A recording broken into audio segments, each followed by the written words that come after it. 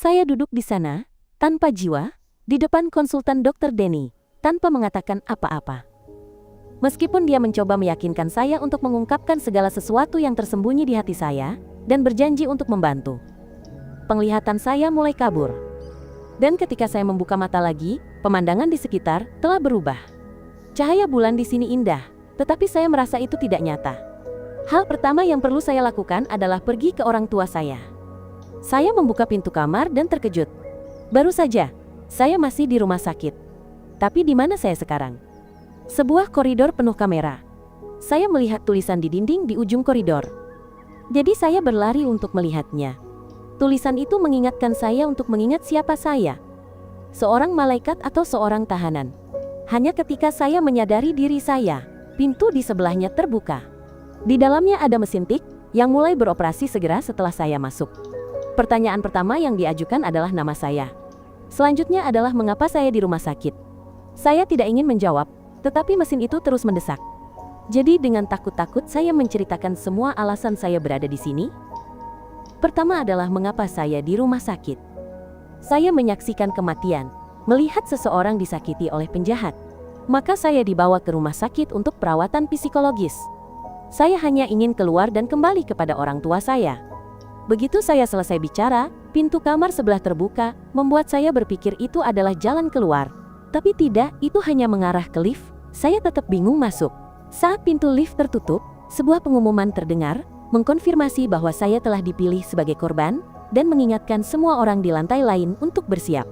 Tempat saya berdiri tadi adalah lantai B7. Saat ini, lift membawa saya ke lantai B6. Dan menurut pengumuman, lantai B6 disebut taman bermain. Pintu lift terbuka dan saya tidak punya pilihan selain keluar. Saya cepat menyadari bahwa ini adalah sebuah gedung, dan saya harus mencari cara untuk keluar. Saya meraba-raba, mengikuti jalan yang sepi. Suara keras seperti ada sesuatu yang pecah mengejutkan saya, dan membuat saya takut. Saya tidak tahu apa itu, jadi saya perlu lari dulu untuk amannya. Saya nekat lari sampai ujung jalan. Dua pagar di belakang, dan genangan darah besar membuat saya ketakutan. Dan seekor burung muncul di jendela. Agak sulit saya mengerti bagaimana seekor burung bisa muncul di dalam gedung. Tapi ketika saya melihat burung itu terluka, saya perlahan-lahan mengambilnya untuk diobati. Tapi tepat pada saat itu, seorang pembunuh muncul dan memenggal burung kecil itu tepat di depan mata saya. Pria itu tertawa terbahak-bahak, lalu mendekati saya, mengingatkan saya. Dia memberi saya 3 detik untuk melarikan diri, lari ke tempat yang sangat jauh, sambil berteriak dan memohon ampun padanya. Baru saat itu dia akan puas. Pria mesum ini tertawa terbahak-bahak, lalu mulai menghitung tanpa memberi penjelasan lebih lanjut kepada saya. Saya ketakutan berbalik dan langsung lari. Saya masuk ke sebuah kamar, lalu menutup pintunya. Saya melihat sekeliling dan segera memilih tempat untuk bersembunyi. Tak lama kemudian, pembunuh itu melacak jejak saya dengan sabit besar dan panjang di tangannya. Dia menebas pintu sekali, lalu melihat ke dalam. Setelah itu, dia menendang pintu dan perlahan-lahan masuk ke kamar untuk memeriksa. Saya ketakutan menutup mulut, berusaha untuk tidak mengeluarkan suara. Pembunuh itu mengayunkan sabitnya tepat ke tempat saya bersembunyi. Untungnya itu tidak mengenai saya, hanya menyentuh rambut saya sedikit. Tidak mendengar teriakan saya, dia bergumam bahwa mungkin saya tidak bersembunyi di sini dan pergi. Saya mengintip dari balik tutup tong untuk memeriksa. Setelah memastikan dia pergi, saya keluar. Sebelum dia kembali, saya harus mencari tempat persembunyian yang lebih aman. Meski begitu, saya kembali ke tempat burung itu dibunuh, berdoa agar dia dapat beristirahat dengan tenang. Setelah melihat lebih dekat, saya menemukan bahwa burung ini sama sekali tidak terlihat seperti spesiesnya. Jadi dari saku saya mengeluarkan jarum dan benang, memutuskan untuk menjadikannya burung saya sendiri. Setelah selesai, saya berdoa untuk terakhir kalinya, lalu pergi. Setiap gerakan saya diamati oleh si pembunuh melalui kamera. Saya berlari ke sebuah kamar tepat saat dia muncul dari belakang. Kali ini, dia tidak memberi saya waktu lagi, tetapi langsung mengayunkan sabit untuk menyerang. Saya berusaha sekuat tenaga lari menuju lift, tepat pada waktunya untuk melarikan diri darinya. Lift membawa saya ke lantai berikutnya. Berbeda dengan lantai yang hancur di bawah, tempat ini mengingatkan saya pada koridor rumah sakit. Begitu saya melangkah keluar, saya mendengar suara aneh, membuat saya berpikir bahwa pembunuh itu mengejar saya. Jadi saya lari sekuat tenaga, tetapi itu bukan dia. Melainkan Denny yang berlari menghampiri dan meraih tangan saya, mencoba menenangkan saya. Denny sudah menunggu saya di lantai ini, dan dia meyakinkan saya bahwa pembunuh yang baru saja mengejar saya tidak akan bisa naik ke sini. Setelah itu, kami berdua mencari jalan keluar bersama. Koridor itu diblokir oleh selembar kaca tempered yang sangat tebal. Jadi, Denny menenangkan saya terlebih dahulu. Tidak perlu khawatir karena dia ada di sini. Jika saya tenang dan bekerja sama dengannya untuk menemukan jalan keluar, maka segala sesuatu yang baik akan datang. Jalan ini sudah diblokir. Jadi Denny membawa saya ke kamar lain. Ada pesan di dinding yang mengingatkan saya untuk mengingat esensi diri saya. Mengingat apa yang saya inginkan. Dan jika itu benar-benar keinginan saya, maka tidak ada alasan lagi untuk menahan saya di sini. Namun, ada satu hal yang harus saya patuhi, yaitu hukum. Saya bingung berbalik dan bertanya kepada Denny. Menurutnya, ada beberapa aturan tidak tertulis di gedung ini. Dan mengenai keinginan, setiap orang memilikinya. Dia mengambil dirinya sendiri sebagai contoh. Sejak kecil, matanya sudah lemah. Karena itu, dia berkeinginan memiliki mata indah seperti saya. Begitu dia selesai bicara, wajahnya menjadi jahat. Setelah itu, dia menyeret saya ke ruang operasi. Denny tersenyum, meminta saya untuk memberikan mata saya kepadanya, membuat saya ketakutan. Melihat itu, Denny kecewa, karena mata yang indah seharusnya tidak mengandung rasa takut. Pada saat ini, Denny meminta saya untuk membantunya. Di belakang ruangan tempat mereka berdiri, ada ruangan lain yang berisi sesuatu yang Denny ingin saya ambilkan untuknya. Melihat saya sepertinya tidak ingat, Denny menyarankan tentang semacam obat kimia. Meskipun saya masih tidak mengerti apa-apa, saya tetap terpaksa pergi. Memasuki ruangan yang gelap gulita, saya terkejut ketakutan saat menemukan ruangan itu penuh dengan mata buatan. Saat itu, Denny muncul di belakang saya, mengingatkan saya tentang pertemuan mereka di luar rumah sakit. Saya masih tidak ingat apa-apa. Setelah itu, atas permintaan Denny, saya menyerahkan mata di belakang saya kepadanya. Denny tersenyum, mengingatkan saya bahwa dia akan pergi memasang mata palsu, dan saya harus menunggu di sini. Jika saya berani melarikan diri, saya akan menyesal. Sampai saat ini, saya sudah mengkonfirmasi. Pria ini bukan Denny yang pernah saya temui. Saya harus keluar dari sini. Pintu terkunci rapat, jadi saya mengambil sebatang besi di lantai, mencoba membukanya. Akhirnya, saya berhasil. Tapi tepat saat itu, Denny muncul di belakang saya. Seperti yang dia peringatkan sebelumnya, jika saya berani melarikan diri, saya akan menanggung akibatnya. Denny memaksa saya ke tempat tidur, lalu tersenyum menyeramkan. Saya ketakutan mencoba memohon padanya untuk melepaskan saya. Saya harus kembali kepada orang tua saya. Denny masih tersenyum gembira, menghibur saya, agar tidak khawatir, karena orang tua saya sudah menunggu di neraka. Tepat saat dia hendak mencungkil mata saya, tiba-tiba pembunuh dari lantai B6 muncul, mengayunkan sabit dan membunuhnya seketika. Setelah itu, pembunuh ini tertawa gila, memberi saya satu kesempatan lagi untuk melarikan diri. Tapi saat ini, saya sudah kehilangan keinginan, dan hanya berbaring tak bergerak. Pria ini juga punya aturan untuk tidak membunuh orang yang sudah kehilangan keinginan untuk hidup, seperti saya. Tepat pada saat ini, sebuah pengumuman terdengar. Karena pembunuh di lantai B6 telah melanggar aturan membunuh orang di lantai B5, maka dia akan menjadi korban. Yang berarti mulai sekarang, dia akan diburu. Setelah itu, pembunuh itu juga langsung pergi, meninggalkan saya. Saya masih berbaring tak bergerak. Dalam alam bawah sadar saya, sekarang saya tahu saya tidak seharusnya hidup lagi. Pembunuh itu pergi ke lift dan menendangnya keras. Tetapi lift tetap tidak terbuka baginya untuk melarikan diri. Tepat pada saat itu, saya melangkah keluar di depannya. Saya menyatukan tangan, meminta dia memberi saya satu anugerah, yaitu membunuh saya. Mendengar ini, pembunuh itu muntah seketika. Dia memarahi saya, bahwa dia tidak punya waktu untuk bermain dengan orang gila seperti saya. Jika saya punya waktu luang, buka saja pintu belakang itu. Saya masih berusaha memohon padanya. Jika saya bisa membuka pintu, apakah dia akan membunuh saya? Pembunuh itu tidak menolak maupun setuju, hanya mendesak saya untuk segera membuka pintu jika saya bisa. Saya mengerti maksudnya dan berbalik lari ke tempat lain. Saya langsung pergi ke kamar Denny. Dia baru saja mengatakan ini adalah lantainya. Tepat saat pembunuh itu menendang pintu, pintu itu terbuka. Saya telah mengambil kunci dari saku Denny dan membawanya ke sini. Melihat saya begitu pintar dan cepat tanggap, pembunuh itu memberi saya pujian. Setelah itu, dia menempelkan sabit ke leher saya. Atas permintaan saya, dia berjanji akan membunuh saya. Tapi pertama-tama, kami berdua harus keluar dari neraka ini. Jika mereka bisa keluar dari sini, saya pasti akan lebih bahagia. Dan saat itulah, dia akan membunuh saya. Pada saat ini, pembunuh itu bertanya nama saya. Dia memperkenalkan dirinya sebagai Zack. Zack secara khusus mengingatkan saya untuk tidak melakukan sesuatu yang terlalu bersemangat karena dia wajib membunuh orang-orang yang memiliki kegembiraan, tapi itu pasti tidak apa-apa. Zack berbalik dan masuk ke lift. Mata saya yang kosong telah mengucapkan jawabannya. Berdiri di dalam lift, Zack mulai bertanya kepada saya tentang Danny itu. Saya tidak menjawab, melainkan bertanya balik kepada Zack. Tentu saja, Zack tidak tahu apa tentang Danny itu. Dia hanya ingin membunuh orang. Itu saja. Pintu lift terbuka. Mereka sudah sampai di lantai B4. Zack terus maju. Saat ini, saya bersuara mengingatkan Zack bahwa saya menemukan sesuatu di dalam air. Zack tidak peduli, hanya mendesak saya untuk segera pergi. Saya kira Zack pasti sangat familiar dengan gedung ini. Tapi jawaban Zack sangat berbeda dengan pemikiran saya. Dia datang ke sini hanya untuk memuaskan hobinya membunuh. Dan Zack yakin orang-orang di lantai lain juga punya hobi serupa. Saya mengikuti Zack. Tak lama kemudian, sesuatu muncul di hadapan Zack yang membuatnya sedikit bingung, tapi saya langsung menyadari bahwa ini adalah sebuah pemakaman. Tidak heran baunya tanah. Zack menghela napas, lalu dia terus memanggil saya untuk mengikutinya.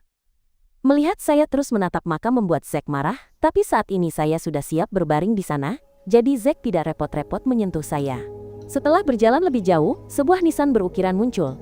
Zack tidak bisa membaca, jadi dia membiarkan saya menerjemahkannya untuknya. Di atasnya tertulis, "Selamat datang orang baik di tanah Tuhan. Orang terpilih akan pergi dalam pelukannya yang hangat, sedangkan pengkhianat akan dipenjarakan di sini selamanya." Saya melangkah ke nisan terbesar. Di atasnya juga terukir tulisan, dan itu adalah nama saya. Seseorang sudah menyiapkan makam ini untuk saya. Ini membuat Zack tidak nyaman, seolah saya harus mati di sini. Dia mengangkat sabitnya, ingin menghancurkan makam ini, tapi takut merusaknya jadi dia berhenti. Zack berbalik mendesak saya untuk mengikutinya, tapi saya hanya berdiri diam. Zack sekarang sangat marah dan menempelkan sabit ke leher saya. Dia tidak ingin mati di sini bersama saya. Setelah keluar, dia akan memenuhi keinginan saya, jadi jangan lakukan hal bodoh lagi. Saya menunjuk ke belakang makam. Ada celah sempit. Saya menawarkan diri untuk masuk ke sana mencari jalan keluar. Zack sedikit khawatir saya akan melarikan diri. Tapi melihat mata kosong itu, ditambah jaminan saya bahwa saya tidak akan lari, Zack hanya bisa menghela napas dan mengizinkan saya pergi. Saya juga meminta Zack untuk tetap di sini dan terus mencari. Mungkin ada mekanisme rahasia yang belum mereka ketahui. Zack segera berteriak menolak. Dia bahkan tidak bisa membaca, jadi bagaimana dia bisa menemukan mekanisme rahasia? Tapi saya tetap percaya Zack bisa melakukannya. Sebelum masuk, saya memberi Zack satu pesan terakhir. Jika memungkinkan, saya berharap Zack tidak akan menghancurkan makam saya. Memasuki terowongan, lampu berkedip-kedip bersamaan dengan tawa gila seseorang. Namun saya tidak merasa takut dan terus maju. Di ujung jalan adalah pintu terkunci yang tidak bisa saya buka. Di sekitarnya ada beberapa benda, jadi saya langsung memeriksanya. Saya membuka segel pada papan yang dilengkapi dengan sebuah surat. Surat ini ditinggalkan di sini untuk saya baca. Dalam surat itu, orang misterius itu sangat ingin bertemu saya, tapi dihalangi oleh orang-orang di lantai lain. Oleh karena itu, untuk menyambut kedatangan saya di lantai ini, dia secara pribadi menciptakan sebuah makam untuk saya, agar saya bisa beristirahat dengan tenang di sini selamanya. Di luar, Zack menemukan beliung, menghancurkan sebuah nisan, dan segera mengamuk, dengan senang hati menghancurkan makam-makam lain. Entah bagaimana, pecahan tanah dan batu yang bertebaran menabrak mekanisme tersembunyi. Jadi pintu yang menghalangi jalan saya sudah terbuka. Saya tidak ragu untuk terus masuk. Saya menemukan sebuah ruangan yang terlihat seperti ruang arsip. Di atas meja adalah berkas yang mencatat semua informasi korban di gedung ini. Bahkan, ada dokumen tentang saya dan Zack itu. Di luar, Zack masih dengan gila-gilaan menghancurkan segalanya. Segala sesuatu telah dihancurkan olehnya kecuali makam saya. Zack mengangkat beliung, berniat menghancurkannya, tapi kemudian teringat pesan saya. Jadi, Zack berhenti dan membuang beliung itu. Tepat pada saat ini, saya kembali dan menceritakan semuanya kepada Zack. Saya menunjukkan kertas informasi Zack dan mulai membacanya di depannya. Wajah Zack menjadi gelap saat dia menempelkan sabit ke leher saya dan bertanya setelah membaca semua ini, bagaimana perasaan saya? Apakah saya takut padanya? Saya dengan tenang menjawab bahwa tentu saja tidak takut. Lalu Zack menceritakan sebuah kisah kepada saya. Dulu juga ada seseorang yang menjawab persis seperti saya, tapi ketika dia mengejar, gadis itu panik dan melarikan diri. Jika tidak takut, mengapa lari? Dia membenci pembohong. Jadi dia segera mengantar gadis itu ke surga. Setelah mendengarkan, saya masih tidak mengerti maksud Zack dengan cerita ini. Apakah maksudnya jika saya lari, dia akan membunuh saya? Kalau begitu, itu bagus sekali. Mendengar ini, Zack baru ingat bahwa saya memintanya untuk membunuh saya. Cerita tadi sama sekali tidak relevan. Zack beralih ke topik lain. Mungkinkah saya mencari begitu lama dan hanya menemukan sedikit informasi ini? Tentu saja tidak. Saya juga menemukan pintu lain tapi saya tidak bisa membukanya, jadi saya kembali ke sini. Ada juga suara seseorang yang mengatakan bahwa dia tahu apa yang saya inginkan. Saat ini, Zack sudah mengambil beliung. Makam saya tidak termasuk di tempat ini, jadi untuk apa disimpan?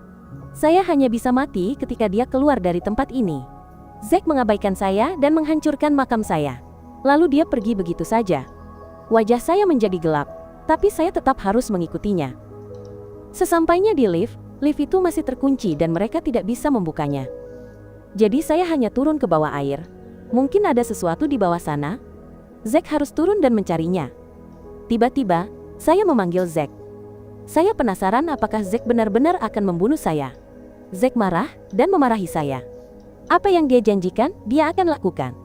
Dan jika saya terburu-buru, bunuh diri saja dengan cepat. Saya langsung menolak. Saya tidak bisa melakukannya, karena Tuhan telah mengajarkan bahwa bunuh diri adalah dosa yang sangat besar. Mendengar ini, Zack berbalik dan meminta saya melakukan sesuatu. Jika sekarang saya bisa menangis atau tertawa, dia akan membunuh saya segera. Jadi saya mencoba memaksakan senyum. Tapi, mata kosong saya tidak bisa menarik minat Zack. Dia mengusir saya untuk melanjutkan pencarian di tempat lain.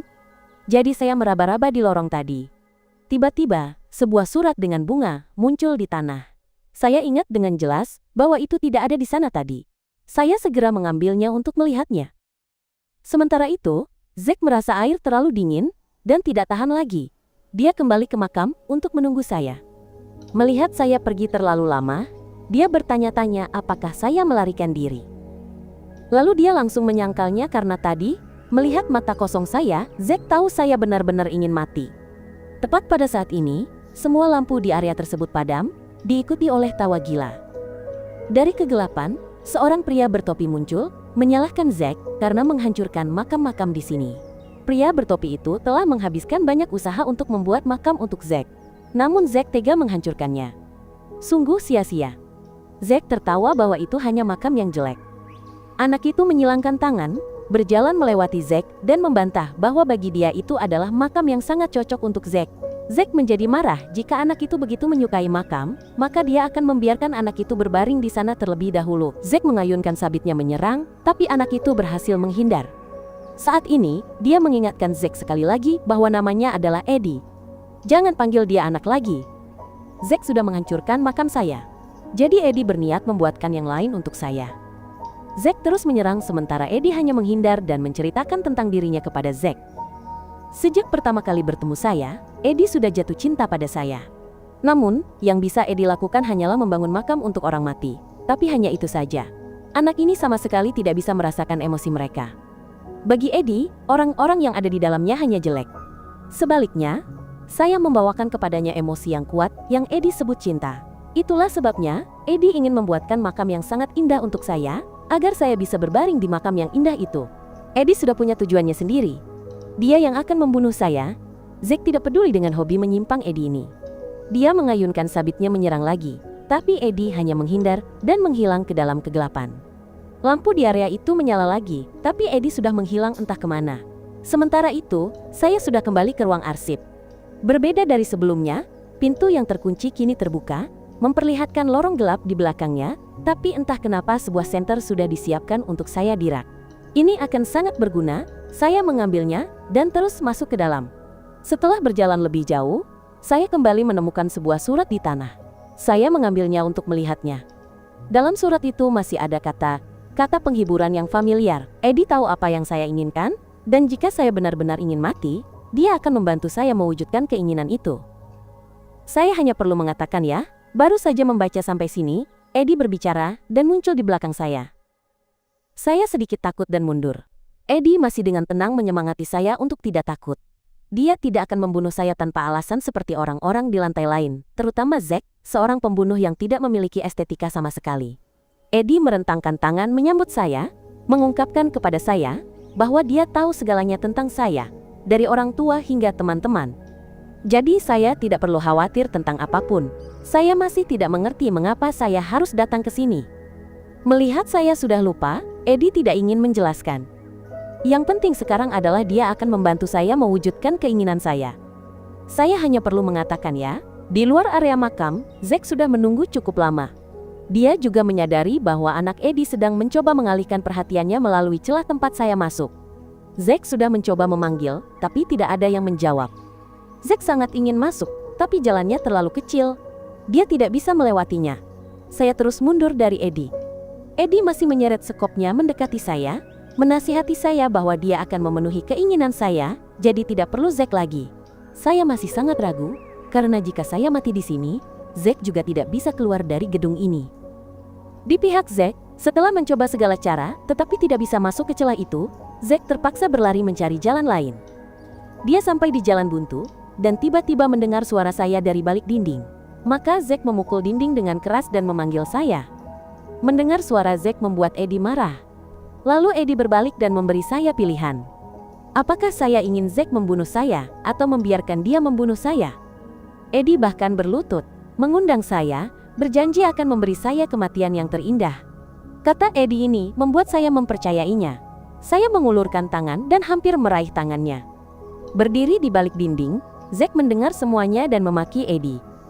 Membunuh seseorang yang telah kehilangan keinginan untuk hidup seperti saya tidak ada indahnya sama sekali. Setelah itu, dia mengatakan kepada saya bahwa di gedung ini banyak orang ingin membunuh saya, tetapi Zack tidak akan membiarkan itu terjadi karena dia telah bersumpah kepada Tuhan bahwa dialah yang akan membunuh saya. Mendengar ini, saya menyadari dan meminta Zack untuk mendobrak dinding. Zack menghancurkan dinding, dan saat itulah Eddie kecil menghilang. Dia bersembunyi di kegelapan, tampak sangat kecewa pada saya, tetapi masih memberi saya kesempatan lagi untuknya. Zack hanya mengotori saya, jadi dia pasti akan menunggu saya di tempat lain sebelum membunuh saya. Setelah suara Eddie benar-benar padam, dengan mata kosong saya terus bertanya kepada Zack tentang janjinya tadi. Zack dengan marah mendorong saya ke dinding, menyatakan bahwa dia membenci kebohongan dan apa yang dia katakan akan dia lakukan. Sekarang, saya mengerti. Saya akan mencoba menjadi berguna agar Zack membunuh saya. Setelah itu, mereka melanjutkan perjalanan. Eddie berkata dia akan menunggu saya. Jadi, saya pasti akan bertemu anak itu lagi. Memang benar seperti yang diduga, setelah bergerak sebentar, mereka bertemu Eddie. Eddie saat ini sangat sedih karena saya tidak memilihnya untuk mengakhiri hidup saya. Bagi saya, alasannya sangat sederhana. Karena Zack telah bersumpah kepada Tuhan bahwa dia akan membunuh saya. Tapi Eddie tidak percaya pada Tuhan. Di gedung ini, tidak akan pernah ada pilihan dan kebebasan. Pekerjaan Eddie hanyalah membunuh orang. Dan saat ini, saya berada di lantainya. Pada titik ini, tidak ada pilihan lain. Eddie menyerang, ingin mengambil nyawa saya. Tentu saja, Zack tidak akan membiarkan dia melakukan apapun yang dia inginkan. Zack sangat kuat. Eddie tahu itu. Namun, ini adalah lantainya dan dia akan memiliki keuntungan yang jauh lebih besar daripada Zack. Lampu di ruangan mati, menenggelamkan segalanya dalam kegelapan. Penggali kubur seperti Eddie bisa melihat di area ini, tetapi Zack tidak. Eddie, dengan keuntungannya, memukul dan mengejek Zack. Zack hanya bisa mengayunkan sabitnya secara acak, lalu kesal memanggil saya untuk menyalakan sakelar. Eddie mencoba menghentikan saya, tetapi entah mengapa Zack tiba-tiba menghalangi jalan Eddie, membuat anak itu sangat terkesan. Ini pasti yang disebut insting bertarung. Saya berlari tanpa henti untuk mencari sakelar lampu. Saat itu, saya melihat sebuah makam yang dipenuhi bunga di sana.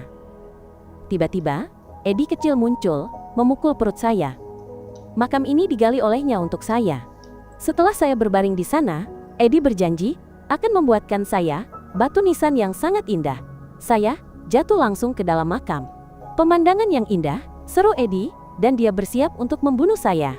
Tepat pada saat ini, saya tiba-tiba menyalakan senter di tangan saya, menyinarinya ke wajah Eddie, membuatnya silau.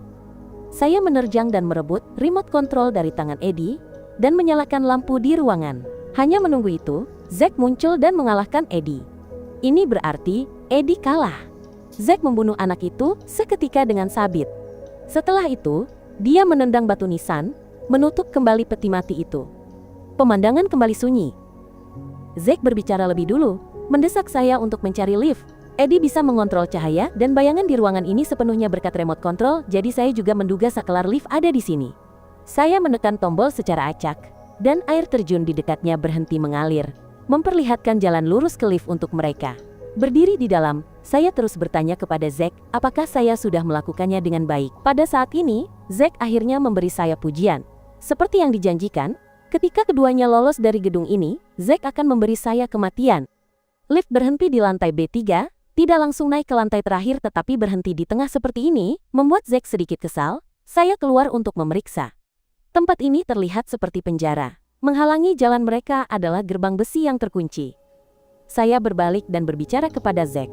Tentu saja, dia sudah tahu masalah ini. Tapi ini adalah sesuatu yang perlu saya selesaikan. Maka saya berpikir sejenak, lalu merogoh saku. Ini membuat Zack sangat penasaran apa yang ada di saku saya. Itu adalah jarum dan gulungan benang, saya berseru. Membuat Zack berpikir saya memiliki kemampuan membobol kunci seperti pencuri. Tidak mungkin saya tahu keterampilan itu. Terlebih lagi, palang besi ini bahkan tidak memiliki lubang kunci untuk dibuka. Zack sekarang sangat kesal dan mendorong saya ke samping. Dia mengayunkan sabitnya ke palang besi, tetapi mereka terlalu keras. Zack tidak bisa berbuat lebih. Tepat pada saat ini, alarm penjara berbunyi. Sebuah senapan mesin diturunkan dari langit-langit, mengejutkan Zack. Untungnya Zack bereaksi cepat dan menarik saya kembali, menyelamatkan hidup saya. Setelah itu terdengar tawa geli, menyambut Zack dan saya ke penjara miliknya. Dia memperkenalkan dirinya sebagai hakim. Dan di penjara ini, dia memiliki hak untuk memutuskan nasib Zack. Zack marah dan berteriak bahwa dia tidak peduli apa yang wanita itu inginkan. Dia meminta wanita itu untuk membuka pintu untuk mereka segera. Wanita itu langsung setuju. Reaksi dan keterampilan Zack barusan sudah cukup untuk melewati pintu pertama. Cahaya lampu menyoroti wajah mereka bersama dengan kembang api perayaan dan kemudian palang besi dibuka untuk mereka lewati. Saya sedikit bingung ketika disebut penjahat. Zack tidak peduli dengan hal ini. Dia hanya mendesak saya untuk segera mengikutinya.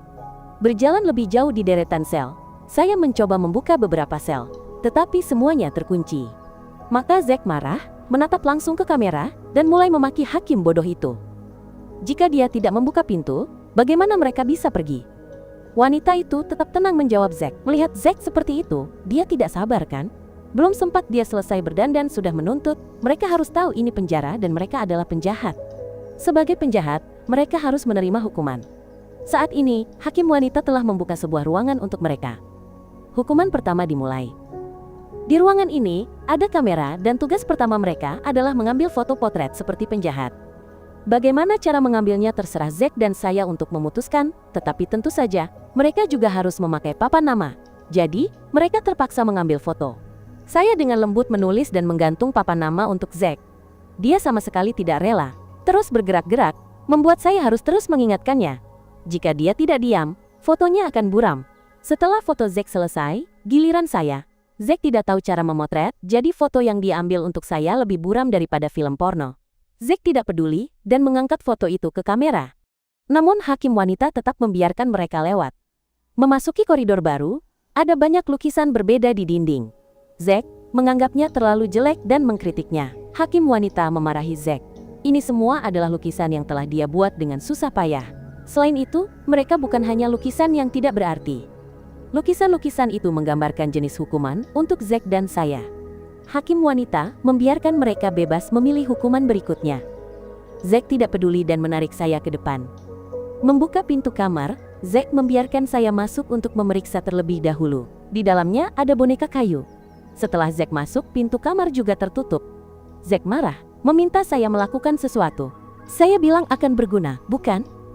Tidak ada pilihan lain, saya harus mendengarkan Zack dan mencari mekanisme sementara Zack hanya bisa duduk di samping dan mengeluh, tetapi saya sudah mencari kemana-mana dan tidak menemukan mekanisme apapun. Zack sangat marah dan ingin menghancurkan boneka-boneka di ruangan ini. Saya tidak ingin itu karena tidak ada jaminan apa yang akan terjadi. Maka Zack segera mencari kursi untuk dirinya sendiri. Saya tetap tanpa ekspresi, menyuruhnya untuk segera berdiri karena ini adalah kursi listrik yang digunakan untuk eksekusi. Begitu saya selesai bicara, lampu di ruangan mati. Sebuah tirai ditarik untuk menutupi tempat Zack duduk. Ketika dibuka, Zack sudah terkunci erat di kursi. Segera setelah itu, sebuah TV diturunkan. Hakim wanita muncul di layar, memperkenalkan dirinya lagi sebagai Katie, menyambut mereka ke hukuman berikutnya. Melihat Zack duduk di kursi listrik, Katie tertawa gila. Zack meminta Katie untuk melepaskannya, tetapi tidak mungkin melepaskan seorang penjahat. Katie menekan tombol, dan Zack langsung tersetrum. Tapi setelah kejutan itu, Zack masih hidup, membuat Katie semakin tertarik. Bukan hanya seorang pembunuh, Zack juga seorang monster. Dengan begini, dia harus memberi Zack kesempatan hidup. Orang yang akan memutuskan nasib Zack adalah saya. Jika saya bisa memecahkannya, maka Katie akan melepaskan Zack. Namun, selama saya memecahkan teka-teki, dia akan terus menyetrum Zack. Katie memberi saya petunjuk.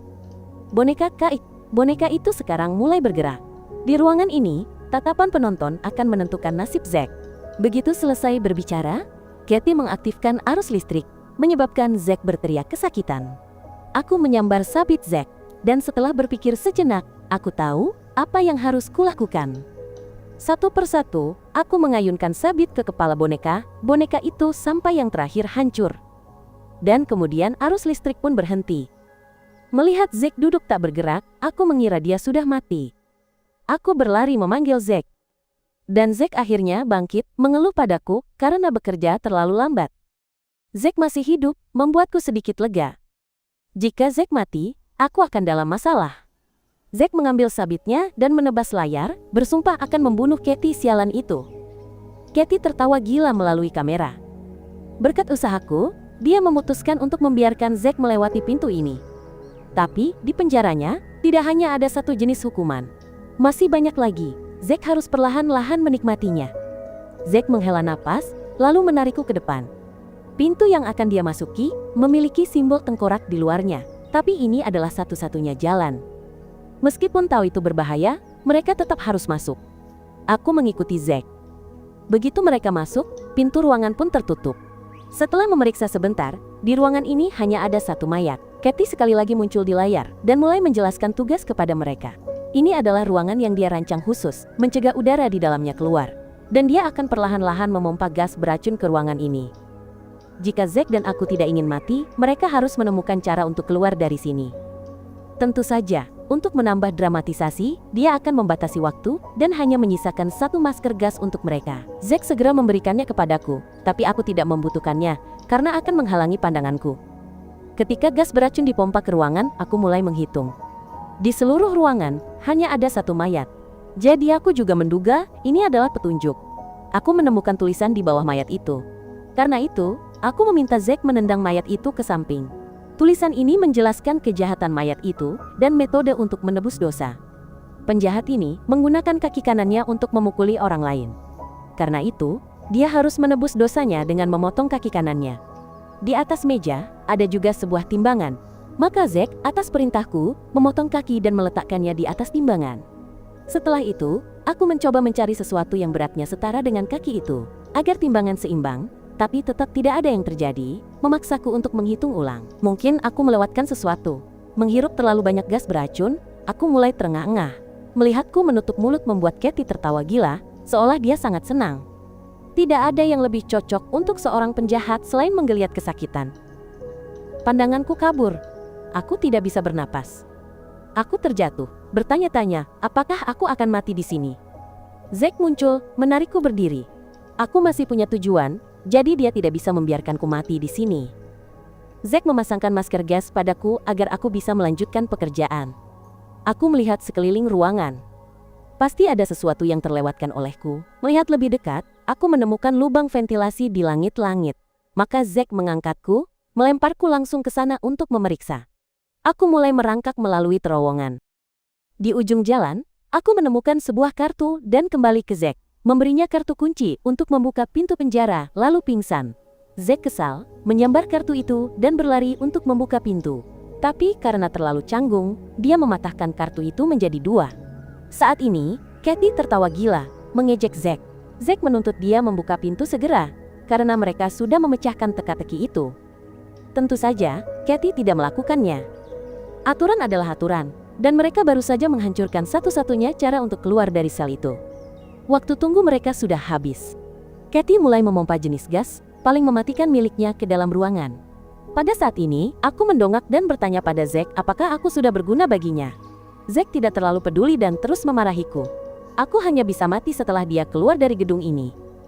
Aku mengerti, meskipun tidak yakin, ini mungkin cara terakhir. Aku merogoh saku. Aku menduga ini adalah semacam gas yang mudah terbakar. Sebuah bom ranjau tempel jatuh dari sakuku, tapi karena menghirup terlalu banyak gas beracun, aku pingsan lagi. Zack harus segera mengambil bom itu dan meledakkan seluruh ruangan. Untungnya, semua dugaanku benar-benar tepat. Gasnya mudah terbakar, jadi daya ledak bom saat meledak jauh lebih kuat. Itu meledakkan pintu penjara. Zack menarikku keluar dengan penuh kemenangan, membuat Katie harus memujinya. Untuk menghargai usaha mereka, dia telah membuka kunci jalan berikutnya untuk mereka. Zack segera membawaku pergi, tapi karena aku berjalan terlalu lambat, Zack mendesakku berkali-kali, tapi aku masih sangat lambat, menyarankan Zack, jika tidak bisa menunggu, dia bisa pergi lebih dulu. Zack marah dan memarahiku. Jika dia bisa melakukannya sendiri, mengapa dia perlu membawaku? Jika ingin mati, jadilah lebih berguna. Aku mengerti. Aku ingin meminta Zack istirahat sebentar, agar kepalaku tidak terlalu pusing dulu. Tidak ada pilihan lain, Zack mencari sudut tersembunyi untuk membawaku ke sana beristirahat. Duduk di sana, kamera pengawas tidak akan bisa melihat tempat ini. Aku terlelap. Wajahku pucat pasi seperti akan mati, membuat Zack kehilangan minat. Saat ini, penglihatannya juga berangsur-angsur kabur, mungkin karena dia juga menghirup terlalu banyak gas beracun. Zack mendecakkan lidah lalu juga terlelap. Ketika masih kecil, Zack diadopsi oleh sepasang suami istri tua. Pasangan ini sering mengadopsi anak-anak terlantar, lalu tidak merawatnya dengan baik sampai mereka meninggal. Suami itu acuh tak acuh. Sementara istrinya lelah karena harus menggali kuburan untuk anak-anak itu, maka sang suami langsung mendapat ide. Bukankah Zack masih hidup? Biarkan Zack yang melakukannya. Maka, di tengah hujan lebat, Zack, yang masih sangat kecil, harus membawa sekop untuk menggali kuburan bagi orang-orang seusianya. Bermimpi sampai di sini, Zack dibangunkan olehku. Dia cukup marah, karena akulah yang membuatnya memimpikan kembali kenangan menyakitkan ini. Zack dengan tidak sabar mendesakku jika sudah cukup istirahat, untuk melanjutkan perjalanan. Keduanya melangkah ke koridor. Lalu suara Katie kembali terdengar. Dia penasaran, kemana Zack dan aku pergi.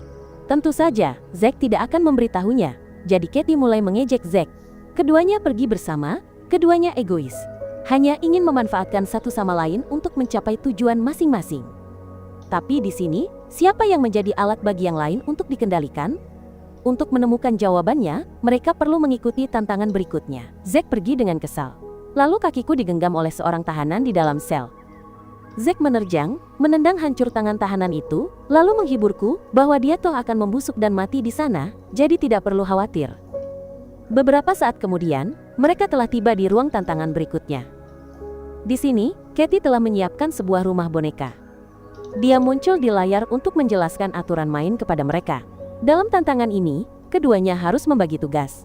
Siapa yang menjadi pemberi arahan dan siapa yang menjadi pelaksana? Aku segera mengambil peran sebagai pemberi arahan dan pergi ke rak untuk mengambil pertanyaan. Aku menghitung dengan sangat cepat dan memerintahkan Zack untuk meletakkan boneka pria di sofa. Selanjutnya adalah boneka wanita di samping pria yang terus-menerus disebut Katie melalui TV untuk mengejek Zack. Dan Zack tampaknya sangat kesal harus melakukan hal-hal ini.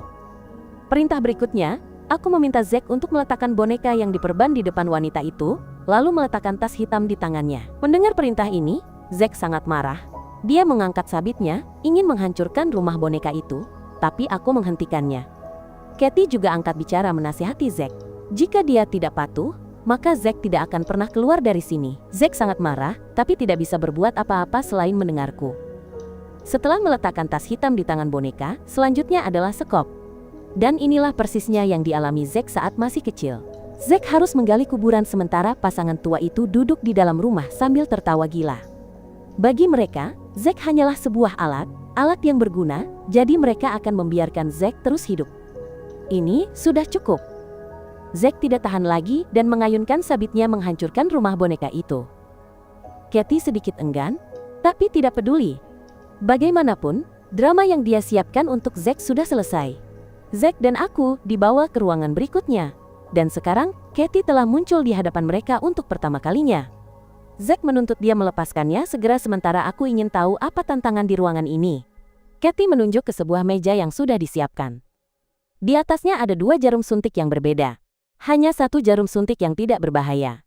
Jarum suntik lainnya adalah racun paling mematikan. Mereka harus memilih menyuntikkan salah satu dari dua jarum suntik itu sampai tetes terakhir.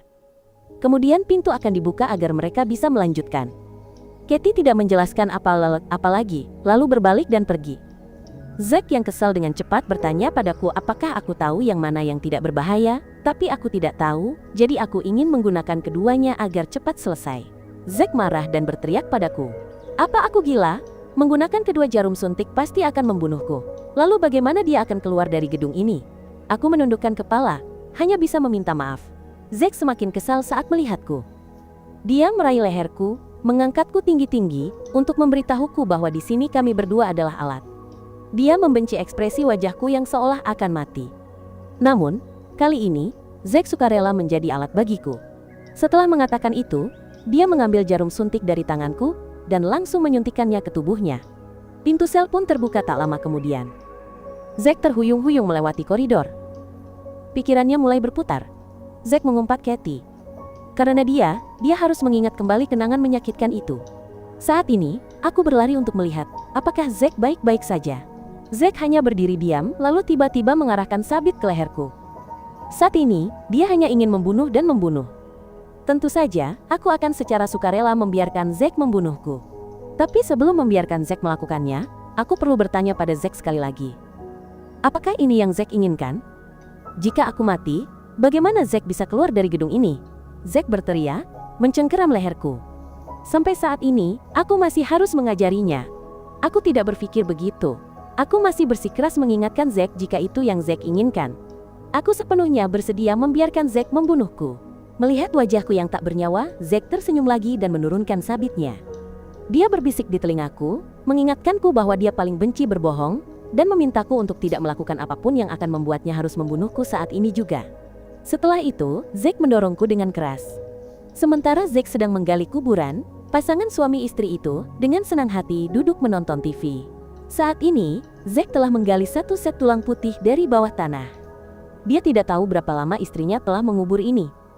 Zack menggertakkan gigi dan membuang sekop ke dalam rumah. Saat ini, pasangan tua itu sudah tidur. TV masih menayangkan film mesum yang sangat disukai suaminya, film tentang pembunuh berdarah dingin. Zack berdiri terpaku menonton film itu. Lalu dia tersenyum. Ini persis seperti yang harus dia lakukan. Jadi, Zack menyelinap ke dapur dan mengambil pisau. Di bawah cahaya bulan yang redup, Zack membantai pasangan tua itu tanpa ampun. Kembali ke kenyataan, ketika Zack mendorongku, aku segera mengerti maksud Zack dan berbalik lari. Zack saat ini tidak seperti yang aku tahu. Aku melarikan diri bukan karena ingin hidup, tetapi karena ini adalah keinginan Zack, jadi aku tidak bisa mati di sini. Zack kehilangan akal karena obat-obatan. Dia memegang sabit dengan senyum jahat sambil mengejarku. Aku hanya bisa lari. Aku tersandung tapi masih berusaha bangun dan terus berlari. Akhirnya, aku berlari ke sebuah ruangan. Tapi ruangan ini buntu. Aku tidak bisa lari lagi. Aku berhenti, membiarkan Zack mengarahkan sabit ke leherku. Menerima kematian yang sudah sangat dekat. Tepat pada saat itu, suara tembakan terdengar bersamaan dengan tawa Katie. Zack terkena peluru di lengannya dan tidak bisa lagi memegang sabit. Katie muncul dari balik kaca anti peluru, menyapa semua orang, selamat datang di ruang eksekusinya. Di dalamnya dilengkapi dengan banyak senjata, dan hanya dengan satu tombol yang ditekan Katie, aku dan Zack akan langsung menjadi sarang lebah. Katie tertawa gila, memuji penampilan Zack yang luar biasa. Apa yang lebih baik daripada duduk dan menonton mereka saling membunuh? Sejujurnya, dia sangat terkesan dengan Zack. Terkesan dengan bagaimana Zack kehilangan kendali karena obat-obatan dan mengejar temannya. Semakin banyak dia bicara, semakin marah Zack. Dia benar-benar mengabaikan tujuannya adalah aku, dan mengangkat sabitnya untuk menebas kaca anti peluru. Katie sudah mengingatkan Zack bahwa dia salah sasaran. Tapi saat ini, Zack tidak peduli. Dia terus menyerang, jadi Katie menembak kaki Zack, membuatnya jatuh. Aku berlari khawatir untuk memeriksa Zack, tapi dia mengusirku. Zack ditembak 2 kali, sepertinya rasa sakit ini membantunya sedikit lebih sadar. Lalu Katie berbalik memanggilku. Dia menjentikan jarinya, dan semua lampu di ruangan itu padam. Ketika lampu menyala, sebuah pistol telah muncul di depanku. Untuk menyeimbangkan kekuatan, Katie secara khusus memberiku pistol ini, agar aku dan Zack bisa saling membunuh. Dan pemenang terakhir akan dihadiahi oleh Katie dengan hukuman yang lebih kejam lagi. Saat Katie tertawa gila, aku bertanya padanya, apa tujuan semua ini? Pertanyaanku ini membuat Katie kehilangan minat. Dia duduk dan menjelaskan padaku. Seorang penjahat bertanya tentang tujuan hukuman. Tidak ada yang namanya tujuan, jadi aku dan Zack hanya perlu menghibur dia. Aku membungkuk untuk mengambil pistol. Zack juga mencoba berdiri. Jika aku ingin menembak, tembak cepat. Zack mendesakku. Katie terus-menerus memprovokasiku. Setelah berpikir sebentar, aku tetap tidak bisa menembak Zack. Ini membuat Zack sangat marah dan berteriak padaku. Saat ini, dia tidak bisa mengendalikan nafsu darahnya. Jika aku tidak menembak, aku akan mati. Zack menarik pistol ke dadanya, memberiku kesempatan lagi. Tapi, jawabanku tetap tidak. Ini adalah pilihanku. Jika aku membunuh Zack, aku tidak akan mendapatkan apa-apa untuk diriku sendiri. Dan yang terpenting, aku tidak ingin mematuhi perintah Katie itu. Karena aku dan Zack bukanlah alatnya. Membunuh atau dibunuh adalah terserah kami. Aku menarik sabit Zack ke leherku. Zack tidak bisa menahan diri lagi dan berteriak padaku. Dia ingin membunuhku saat aku tersenyum. Aku mencoba memaksakan senyum, lalu membuat Zack jijik. Senyum palsu ini tidak tulus. Itu dikhianati oleh mataku yang seperti orang mati. Tapi jika itu adalah senyum tulus, Zack yakin itu akan sangat indah. Hanya dengan membayangkan membunuhku saat itu sudah cukup membuat Zack merasa bahagia. Setelah itu, dia memutar sabit dan menusukkannya ke perutnya. Zack jatuh di depanku, membuat Katie kesal. Dia membuka kaca anti peluru untuk berteriak keras. Dia mengira Zack adalah penjahat ideal, tapi dia salah. Zack hanyalah seorang pecundang yang bunuh diri untuk memuaskan keinginannya sendiri. Adapun aku, Katie mendekat dan menunjukku. Aku telah merusak hukuman yang dia inginkan. Katie sangat kecewa karena aku tidak berani menembak. Apa ada penjahat yang tidak berani menembak? Tepat saat Katie akan menghukumku. Zack merintih lemah. Dia masih hidup meskipun menerima begitu banyak kerusakan yang membuat Katie sangat bersemangat. Dia menyerbu dan menendang wajah Zack. Inilah tepatnya yang dia butuhkan dari seorang penjahat. Melihat Katie menyiksa Zack seperti itu, aku tidak tahan lagi. Aku mengangkat pistolku, menuntut Katie untuk segera melepaskan Zack. Dengan pistol menodong langsung ke wajahnya, Katie sialan itu masih tidak takut, masih berani memprovokasiku untuk menembaknya. Alasan dia begitu percaya diri adalah karena pistol yang dia berikan padaku sejak awal tidak berisi peluru. Katie menekan tombol kontrol. Senapan mesinnya serentak menodongku. Dengan sebuah ledakan, Katie menembak jatuh pistol yang kupegang, lalu kembali menyiksa Zack lagi.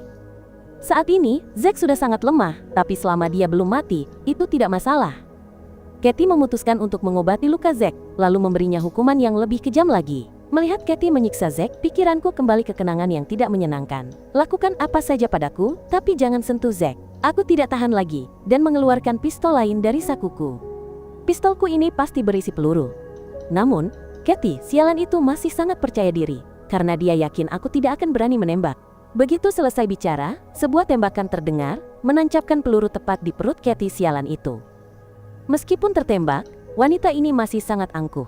Dia sendiri tidak menyangka aku akan berani menembak seperti itu. Tapi tidak apa-apa. Ini tidak cukup untuk membunuhnya. Dia mengangkat perangkat kontrol, bersiap menekan tombol agar senapan mesin menembakku. Tapi tepat pada saat ini, Zack bangkit dan memotong lengannya, tertembak tapi masih tetap gembira seperti itu. Sikap inilah yang membangunkan Zack. Katie batuk darah, tapi terus-menerus memaki Zack. Tapi saat ini, Zack tidak peduli lagi. Dia menebas Katie sekali lagi untuk membunuhnya sepenuhnya. Namun dia masih hidup, sungguh menarik.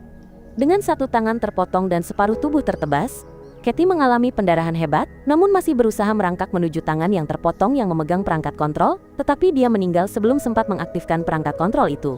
Semuanya sudah berakhir. Aku berlari untuk memeriksa kondisi Zack. Zack sambil memegang lukanya, memujiku karena telah melakukan pekerjaan dengan baik. Membunuh Katie sialan itu sudah cukup memuaskan Zack. Jadi luka di perutnya tidak berarti apa-apa. Zack mendesakku untuk segera mengikutinya. Keduanya mencari jalan ke ruang kendali Katie. Pintu di belakang sudah diblokir, tapi aku dengan cepat menebak bahwa Katie menggunakan perangkat di sini untuk mengendalikan. Hanya dalam beberapa saat, aku menemukan cara membuka pintu. Keduanya melanjutkan perjalanan. Saat ini, aku menemukan sebuah petunjuk di dinding. Mereka perlu menyebut nama mereka untuk membuka pintu berikutnya. Zack penasaran, tapi aku tidak repot-repot menjawab. Setelah berjalan lebih jauh, Zack mulai menyadari ada sesuatu yang salah. Aku juga telah menyadari bahwa mereka kembali ke titik awal. Sebelum aku sempat berpikir, Zack sudah mendengar suara. Keduanya berlari ke ruangan pertama tempat mereka berfoto, dan ternyata pintu lift berada di balik latar belakang foto mereka. Aku melihat sekeliling sebentar. Tidak ada mekanisme untuk membuka pintu. Saat ini, aku teringat petunjuk di dinding tadi. Mereka perlu menyebut nama mereka kepada Tuhan. Aku melihat ada tempat di sampingnya untuk meletakkan sesuatu yang pas dengan papan nama mereka, jadi aku meletakkan papan nama Zack di sana. Benar saja, pintu lift terbuka. Papan namaku masih ada, tapi aku tidak membutuhkannya lagi. Aku membuangnya tanpa ragu. Duduk di dalam lift, Zack kembali memujiku. Aku telah melakukan pekerjaan yang sangat baik karena berani menembak Katie sialan itu. Setelah itu, Zack bertanya tentang pistolku. Zack tahu itu bukan pistol yang diberikan Katie padaku. Ini adalah senjata pertahananku. Aku selalu membawanya di saku, tapi aku tidak ingin menggunakannya. Bunuh diri adalah dosa terhadap Tuhan. Aku hanya akan mati jika Zack membunuhku. Mengatakan ini, Zack tersenyum padaku untuk pertama kalinya. Dia tidak tahu apakah harus memanggilku cerdas atau bodoh. Tapi setidaknya aku telah melakukan pekerjaan yang sangat baik dengan menembak Katie sialan itu.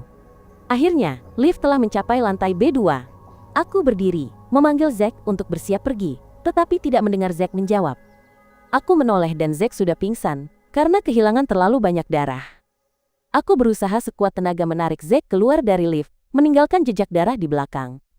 Karena Zack terlalu berat, aku terpaksa menyandarkannya ke dinding, lalu terus memanggil nama Zack. Zack terbangun, melihat mereka sudah sampai, dan ingin berdiri untuk melanjutkan. Tapi saat ini, hanya gerakan kecil pun membuat luka di perutnya berdarah deras. Aku tidak mengizinkan Zack untuk melanjutkan. Melihat ekspresi khawatirku ini, membuat Zack sangat bingung. Sebelum sempat menggodaku, Zack pingsan lagi. Aku tahu Zack tidak mati, hanya tidak sadarkan diri.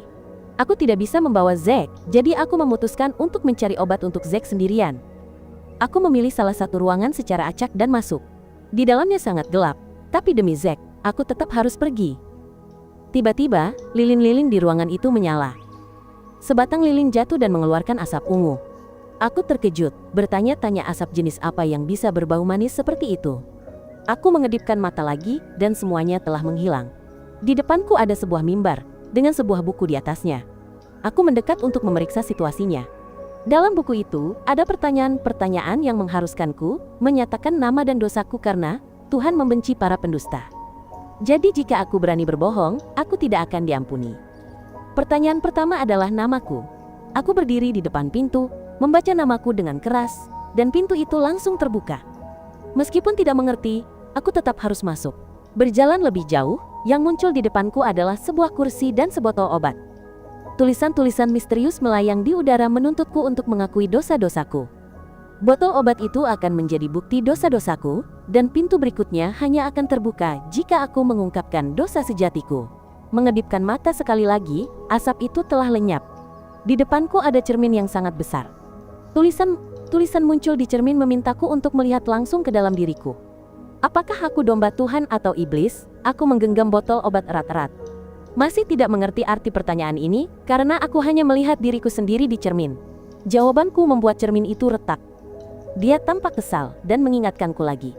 Ini adalah pengakuan dosa untuk mengumpulkan setiap kepingan agar menemukan diriku yang sebenarnya. Begitu dia selesai berbicara, cermin itu langsung pecah berkeping-keping. Aku mengambil salah satu pecahan kaca dan tulisan-tulisan terus muncul mengingatkanku. Jika aku tidak bisa mengingat dosa-dosaku, itu akan membantuku mengingat dosa-dosa itu, dan tugasku hanyalah menerimanya. Segera setelah itu, aku dibawa ke tempat asing lainnya. Saat ini, suara seorang pria terdengar memintaku untuk memegang pecahan kaca di tanganku, untuk mengungkapkan dosa-dosa di masa laluku. Seketika, berbagai lukisan muncul di dinding. Aku langsung mengerti. Suara itu ingin aku menebas lukisan-lukisan ini. Maka aku memegang erat pecahan kaca di tanganku, menebas semua lukisan yang kulihat. Pemandangan itu berubah lagi. Kali ini hanya ada satu lukisan yang muncul. Sebuah lukisan tentang domba. Suara yang familiar terdengar dari lukisan itu. Ayah dan ibuku terbang keluar, mengundangku untuk ikut bersama mereka. Aku sangat ingin ikut dengan mereka, tetapi saat ini tidak bisa. Aku harus menyelamatkan Zack terlebih dahulu. Maka aku memegang pecahan kaca dan menebas langsung lukisan keluarga domba itu. Jeritan kesakitan ayah dan ibuku terdengar. Lukisan itu meneteskan darah segar. Aku mengambil botol obat yang kuambil tadi, mengumpulkan setiap tetes darah di sana.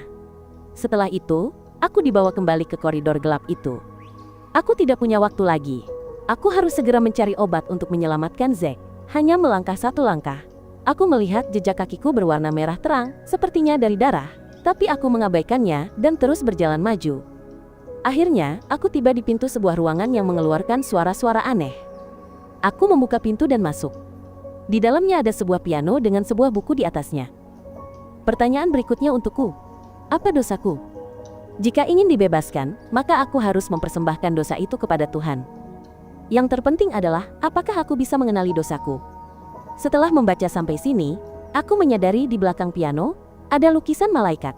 Dalam benakku, aku menghitung dengan sangat cepat. Aku perlu menodai malaikat ini dengan botol darah yang kuambil tadi. Aku langsung menyiramkannya ke lukisan itu, dan asap pun menghilang. Suara melengking terdengar, membuat kepalaku sakit parah. Saat ini, seorang pria muncul di belakang, sedikit membuatku takut.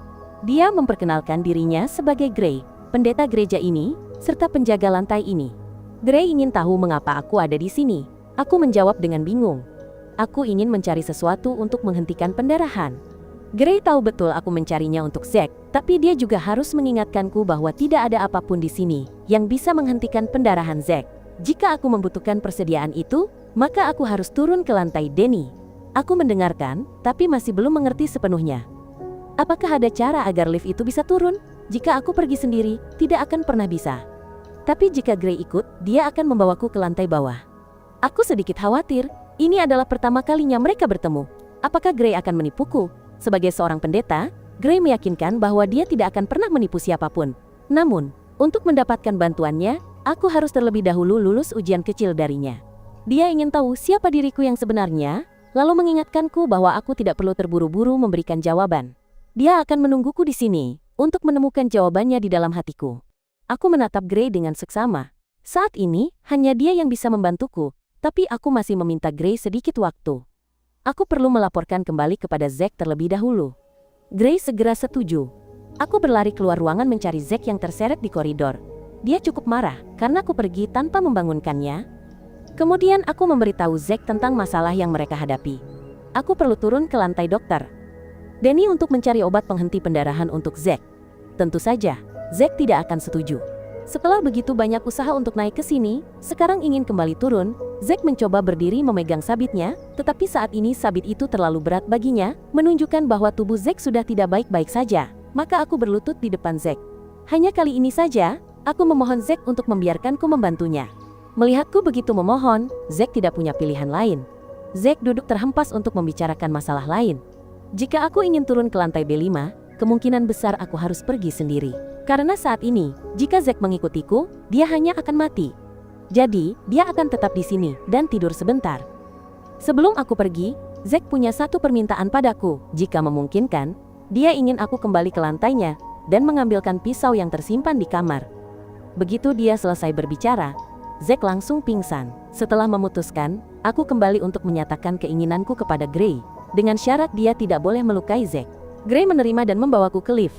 Berdiri di dalam, Gray bertanya kepadaku alasan mengapa aku melindungi Zack. Saat menjawab, aku samar-samar mencium aroma familiar darinya. Mereka sudah sampai di lantai B3 si Katie itu. Gray mengingatkanku untuk keluar dari lift, tetapi permintaanku adalah untuk turun ke lantai Danny. Gray tetap duduk dengan tenang menjelaskan kepadaku agar bisa turun ke lantai berikutnya. Aku perlu menemukan sumber listrik di penjara ini dan menyalakannya. Tapi itu juga tidak mudah. Penjara ini dibangun oleh Katie, yang telah memenjarakan banyak penjahat yang mencari penebusan dosa di sini. Sekarang dia sudah mati, jadi tidak ada lagi yang bisa mengendalikan mereka. Jika aku ingin menyelamatkan Zack, aku harus mencari sumber listrik untuk membuka lift ke lantai berikutnya. Aku menerima tanggung jawab itu dan segera pergi. Setelah meraba-raba sebentar, aku menemukan sumber listriknya. Namun, di sini terlalu banyak tahanan. Melihatku, mereka menyerbu untuk menyerang, memaksaku menarik pistol, dan menembak untuk membela diri. Aku mencoba berlari ke ruang kendali Katie. Masuk ke dalam ruangan, aku terkejut menemukan bahwa tubuh wanita itu telah menghilang, tetapi saat ini tidak ada waktu lagi untuk menganalisis. Aku berlari cepat ke panel kontrol, menutup pintu ruangan terlebih dahulu, lalu mengarahkan senapan mesin di penjara ke arah para tahanan. Siapapun yang berani menghalangi jalanku, akan kubunuh. Aku menembaki membunuh semua sampai tidak ada lagi yang menghalangi. Lalu aku berhenti. Saat ini, suara Katie tiba-tiba terdengar mengejekku. Dia mengira aku hanyalah anak kecil tanpa jiwa. Siapa sangka aku berani membunuh orang lain hanya untuk menyelamatkan Zack seperti itu? Sekarang Katie sudah mengerti. Aku sangat egois, siap melakukan apa saja hanya agar Zack bisa membunuhku. Setelah berbicara, bayangan Katie itu menghilang. Aku tidak peduli lagi dan cepat berlari untuk menyalakan saklar, lalu kembali ke tempat Gray. Saat ini, Gray dengan penasaran bertanya kepadaku bagaimana aku bisa menyalakan saklar lantai ini. Apakah ada yang menghalangiku? Aku juga terus terang mengakui bahwa ada. Aku telah menyingkirkan mereka semua. Dan alasannya sederhana, karena mereka menghalangiku. Gray sedikit mengerutkan kening, lalu terus membawaku turun ke lantai B4. Keluar dari lift, Gray segera membimbing saya. Di lantai ini, saya perlu menyalakan saklar di pengatur suhu air. Saya tidak begitu mengerti mengapa saya harus melakukan hal ini. Bagi Gray, ini adalah bagian dari tes, agar ia bisa menentukan tipe orang seperti apa saya ini. Saya diam-diam memahami niatnya. Dia ingin menguji saya, tapi hanya itu. Saat ini, saya menemukan kuburan tempat Zack mendorong Eddie sama sekali tidak berisi jenazah, membuat saya sangat bingung mengapa demikian. Tapi Gray tidak memberi saya waktu untuk mencari tahu. Dia membawa saya ke koleksi makam Eddie. Setelah itu, dia menceritakan kepada saya sejarah anak itu. Bagi Gray, Eddie adalah anak yang baik. Kuburan yang dibuat anak itu di lantai ini adalah untuk orang yang tidak beruntung. Seharusnya orang itu bisa beristirahat dengan tenang di bawah tanah yang hangat di sini dan menemukan kedamaian. Tapi sekarang, saya dan Zack telah menghancurkan mereka sepenuhnya. Jadi, itulah mengapa Eddie marah kepada mereka. Tiba-tiba, tawa Eddie kembali bergema, dan anak itu muncul di hadapan saya, membuat saya terkejut. Sekali lagi, saya tidak mengerti mengapa saya terus bertemu hantu orang mati. Saya pergi, ingin segera meninggalkan lantai ini. Beberapa tangan muncul dari bawah tanah, menggenggam kaki saya, membuat saya sedikit panik. Lalu saya juga menghancurkan tangan itu, menyebabkan jeritan kesakitannya bergema, diikuti oleh kemunculan banyak tangan lainnya. Tapi saya tidak ragu lagi. Saya menghancurkan semuanya, dan melangkah melewatinya. Gray hanya berdiri di belakang mengamati. Dia masih tidak bisa menentukan apakah saya adalah domba yang tersesat atau iblis. Saya berlari menyusuri lorong ke ruangan tempat Zack pernah membobol dinding untuk menyelamatkan saya dari Eddie. Panel kontrol air berada di ujung ruangan ini. Saya dengan cepat menemukannya dan melangkah untuk membuka panel kontrol dan menyalakannya. Begitu selesai menekan, bayangan Eddie muncul lagi. Dia bertanya kepada saya, mengapa saya memperlakukan tangan-tangan itu seperti itu. Mereka hanya ingin saya membantu mereka menemukan kedamaian, sama sekali tidak bermaksud menyakiti saya. Setelah saya melakukan ini, Eddie juga memahami karakter saya. Saya sangat egois, rela menyakiti orang lain demi keuntungan pribadi. Eddie tersenyum, mengingatkan saya bahwa pada akhirnya Zack juga akan menderita seperti orang-orang ini. Saya sedikit terkejut mendengar kata-kata ini dari Eddie. Saya harus menenangkan diri dan kembali mencari Gray. Sekali lagi, dia bertanya kepada saya tentang orang-orang yang menghalangi jalan saya. Jawaban saya tetap sangat tegas. Saya akan menyingkirkan siapapun yang berani menghalangi jalan saya. Tanpa membiarkan Gray bertanya lebih lanjut, saya mendesak Gray untuk segera turun ke lantai berikutnya. Melewati lantai Eddie, lantai bawah sudah menjadi milik Danny. Keluar dari lift, Gray menceritakan kepada saya tentang pria itu. Danny, sejauh yang dia tahu, adalah orang yang pilih-pilih, tetapi juga rapi dan berdedikasi. Dia menebak obat-obatan tertata rapi di rak. Sebelum Gray selesai bicara, saya memotongnya. Saya meminta izin Gray untuk kembali ke lantai Zack untuk mengambil sesuatu untuknya. Gray langsung setuju. Saya hanya perlu mencari obat di lantai ini. Setelah itu mereka akan turun ke lantai Zack. Setelah bicara, Gray pergi. Saya berdiri terpaku. Tempat ini pernah saya lewati. Tapi itu juga tempat yang meninggalkan kesan terdalam bagi saya, karena disinilah saya dan Zack berjanji satu sama lain. Setelah saya membantu Zack keluar dari gedung ini, saat itulah Zack akan memberangkatkan saya. Memikirkan hal ini, tiba-tiba sesuatu yang licin dan hijau muncul, membuat saya takut. Ia mengejar saya, membuat saya hanya bisa lari. Saya tersandung jatuh ke tanah, dan benda hijau itu juga menghilang. Tanpa waktu untuk berpikir, saya berlari ke ruang operasi untuk mencari obat. Mayat Dr. Danny juga sudah menghilang. Untuk obat-obatan, saya sudah mengobrak-abrik seluruh ruangan, tapi tidak menemukan apa-apa. Saya melanjutkan ke ruangan lain untuk mencari, tapi hasilnya tetap sama. Saya terengah-engah berlari kembali ke lift, ketika Gray mempertanyakan saya, Saya berbalik menyalahkan Gray. Dia memberitahu, saya ada obat di lantai ini, tetapi saya sudah mencari kemana-mana dan tidak menemukan obat apapun. Jadi sekarang saya ingin kembali ke tempat Zack. Mendengar ini, Gray balik menyalahkan saya. Mengapa saya tidak berpikir bahwa semua ini adalah ulah saya? Semua tragedi orang ini sepenuhnya disebabkan oleh saya dan Zack. Setelah itu dia bertanya kepada saya lagi, apakah saya masih ingin turun ke B6? Setidaknya di lantai itu, saya akan menemukan perban yang ditinggalkan Zack.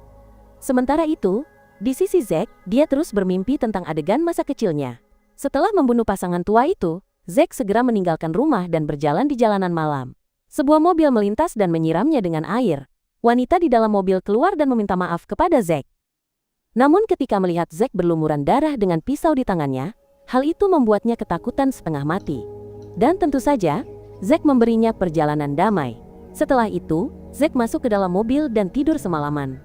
Baru keesokan paginya, seorang pria tua mengetuk jendela untuk membangunkan Zack. Zack sudah menyiapkan pisaunya, hanya menunggu pria itu lengah untuk menusuk.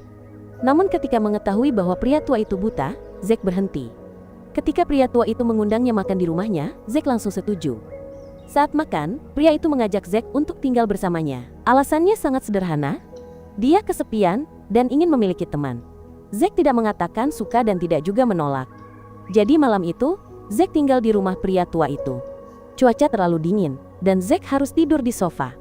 Dia tidak bisa tidur, jadi dia bangkit, mengambil pisau, dan menyelinap ke kamar pria tua itu. Berniat untuk bertindak, Zack harus berpikir ulang. Membunuh pria tua ini sekarang juga tidak bisa mengakhiri rasa dinginnya. Jadi Zack mengubah targetnya dan pergi ke kota. Saat berkeliaran di sebuah geng, seorang pria mabuk melintas di hadapan Zack. Selesai sudah. Nasib pria ini sudah berakhir di tangan Zack. Setelah membunuh pria itu, rasa dingin Zack masih belum bisa berakhir. Merasa jengkel, Zack kembali ke rumah pria tua itu. Saat ini, pria tua itu keluar dari kamar dan bertanya kepada Zack kemana dia pergi. Dia mengangkat tangannya untuk menyentuh wajah Zack dan langsung menyadari itu adalah darah. Ketahuan, Zack dengan jujur mengaku baru saja membunuh seseorang. Namun, pria tua ini sama sekali tidak menunjukkan keterkejutan atau ketakutan, hanya dengan lembut bertanya kepada Zack apa yang ingin dia lakukan selanjutnya. Keesokan paginya, pria tua itu meninggalkan rumah sangat pagi. Zack juga di rumah, tidak keluar. Tapi sampai malam, dia masih belum kembali. Jadi Zack harus keluar mencari, hanya untuk menemukan bahwa pria itu telah dibunuh secara brutal. Pelakunya masih duduk santai menghitung uang di dompet pria itu. Zack muncul di hadapan mereka. Melihat Zack hanya seorang anak kecil, kedua orang ini belum takut sampai Zack mengeluarkan pisau di hadapan mereka. Kedua orang ini pucat pasi ketakutan, tetapi saat itu sudah terlambat untuk melarikan diri. Zack tanpa ragu menyingkirkan mereka. Saat ini, dia sudah punya jawabannya. Apa yang ingin dia lakukan? Tentu saja, dia ingin membunuh mereka yang memiliki wajah bahagia. Zack menusuk sambil menikmati sensasi kegembiraan ini. Kembali ke kenyataan, Zack ini sangat lemah. Seorang pria muncul di hadapan Zack. Aneh sekali. Itu adalah Dr. Danny. Melihat Zack hampir mati, dia memutuskan untuk membantu Zack pergi dengan tenang. Zack tersentak bangun seketika. Dia jelas sudah membunuh Danny. Jadi, bagaimana bisa dia muncul di sini? Melihat wajah bingung Zack, Danny dengan gembira langsung menjelaskan. Danny sudah tahu bahwa seseorang seperti Zack pasti akan mengejar mangsanya. Dan lantai Danny berada tepat di atas lantai Zack, jadi dia sudah mempersiapkan diri sedikit. Danny menarik jaketnya. Di dalamnya ada rompi anti peluru, sehingga Danny bisa menahan satu tebasan dari Zack. Zack kini sangat marah. Jika dia belum mati maka sekarang dia akan mengantarnya pergi sekali lagi. Zack menerjang menyerang Danny, lalu jatuh lagi. Bergerak terlalu kuat menyebabkan luka Zack kembali berdarah. Darah mengalir, membuat Danny tertawa gila. Dia menasihati Zack bahwa saat ini dia tidak bisa melakukan apa-apa. Jadi mengapa mereka tidak gencatan senjata sebentar? Karena Danny, meskipun dilindungi, juga terluka. Setelah itu Danny bertanya tentang keberadaan saya. Zack hanya tertawa dan memaki di wajahnya. Apa yang membuat Zack harus mengungkapkan di mana saya berada? Lalu Zack memberitahu Danny bahwa dia sudah membunuh saya. Seketika, ekspresi puas Danny menghilang, digantikan oleh ekspresi kemarahan yang luar biasa. Danny balik memaki Zack karena telah merampas mangsanya. Sudah lama, Danny mendambakan mata saya. Jadi, sampah seperti Zack, apa haknya membunuh saya? Zack tidak peduli dan memberitahu Danny bahwa saya sendiri yang meminta dia untuk membunuh saya. jadi hanya Zack yang bisa menjadi pembunuh saya. Kata-kata ancaman dengan nada meyakinkan ini membuat Danny tertawa terbahak-bahak. Berkat kata-kata ini, Danny telah mengkonfirmasi bahwa saya masih hidup. Jadi, dia punya tawaran baru untuk Zack. Tidak membunuh saya juga boleh. Dia akan menyerahkan tugas itu kepada Zack. Tapi setelah membunuh saya, Zack harus mencungkil mata saya dan memberikannya kepadanya. Jika Zack setuju, Danny akan mengobati luka-lukanya. Zack segera mengangkat sabitnya. Sudah sampai tahap ini masih tidak mengerti. Dia tidak peduli apakah mata saya indah atau apapun bagi Danny. Tapi baginya, manusia harus punya mata, baik hidup maupun mati. Oleh karena itu, Zack menolak tawaran Danny.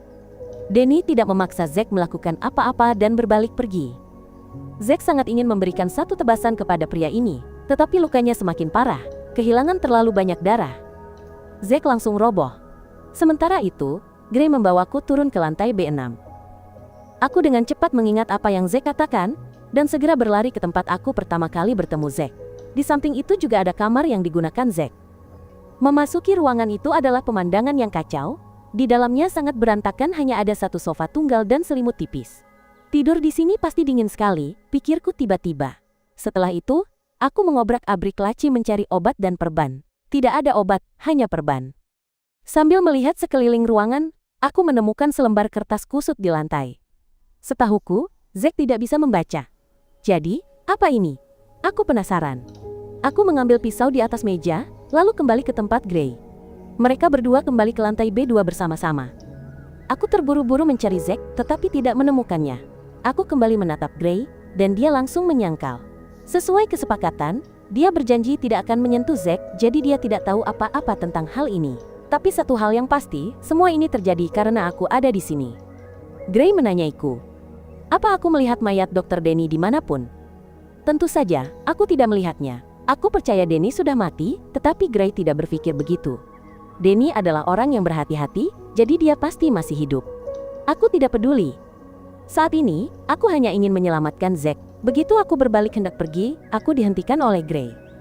Sejak aku muncul di gedung ini, semuanya telah kukacaukan. Gray sudah lama mengawasiku, jadi jika aku melakukan sesuatu yang jahat, dia sendiri yang akan menghukumku. Tetapi tindakan aku mencari obat untuk Zack membuatnya sedikit memikirkannya lagi. Tetapi mungkin Gray telah menaruh harapan yang salah. Gray menghela napas, mengeluh bahwa setelah perjalanan mencari obat bersamaku, dia telah memastikan bahwa aku adalah orang yang egois dan kejam. Maka sekali lagi, Gray harus menanyaiku, mengapa orang kejam sepertiku ingin menyelamatkan Zack?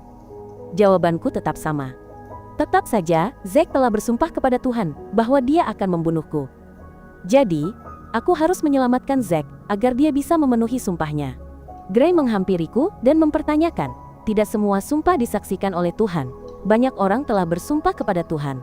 Tetapi berapa banyak yang telah memenuhi sumpah itu? Dan apa buktinya bahwa Zack juga akan menepati sumpahnya? Cukup sampai di sini. Sudah waktunya untuk menghakimiku. Gray membuka Alkitabnya. Asap dari Alkitab mengepul, membuat mataku perih. Ketika aku membuka mata, aku melihat ular raksasa muncul di hadapanku, membuatku ketakutan dan lari. Aku menerobos ke sebuah ruangan, dan melihat Zack dengan susah payah menyeret sabitnya. Aku terlalu takut dan berlari mendesak Zack untuk berlari cepat jika tidak ular itu akan memakan mereka. Zack dengan marah mendorongku jatuh, dan barulah ilusi itu menghilang.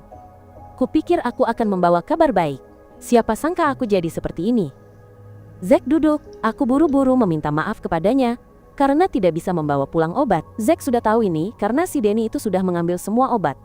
Yang dia pedulikan sekarang adalah apa yang dia minta aku ambilkan. Itu adalah pisau dari lantai B6 yang telah aku bawa pulang. Aku mengeluarkannya dari saku dan memberikannya kepada Zack. Zack dengan gembira menerimanya dan memberitahuku bahwa ini adalah senjata pertama yang pernah dia gunakan. Memegangnya kembali membuat Zack merasa jauh lebih tenang. Sekarang mari kita lanjutkan perjalanan. Zack ingin berdiri dan bergerak tetapi aku menghentikannya. Aku juga membawa perban, jadi setidaknya aku harus membalut luka Zack terlebih dahulu. Zack berteriak, tidak membiarkanku menyentuhnya.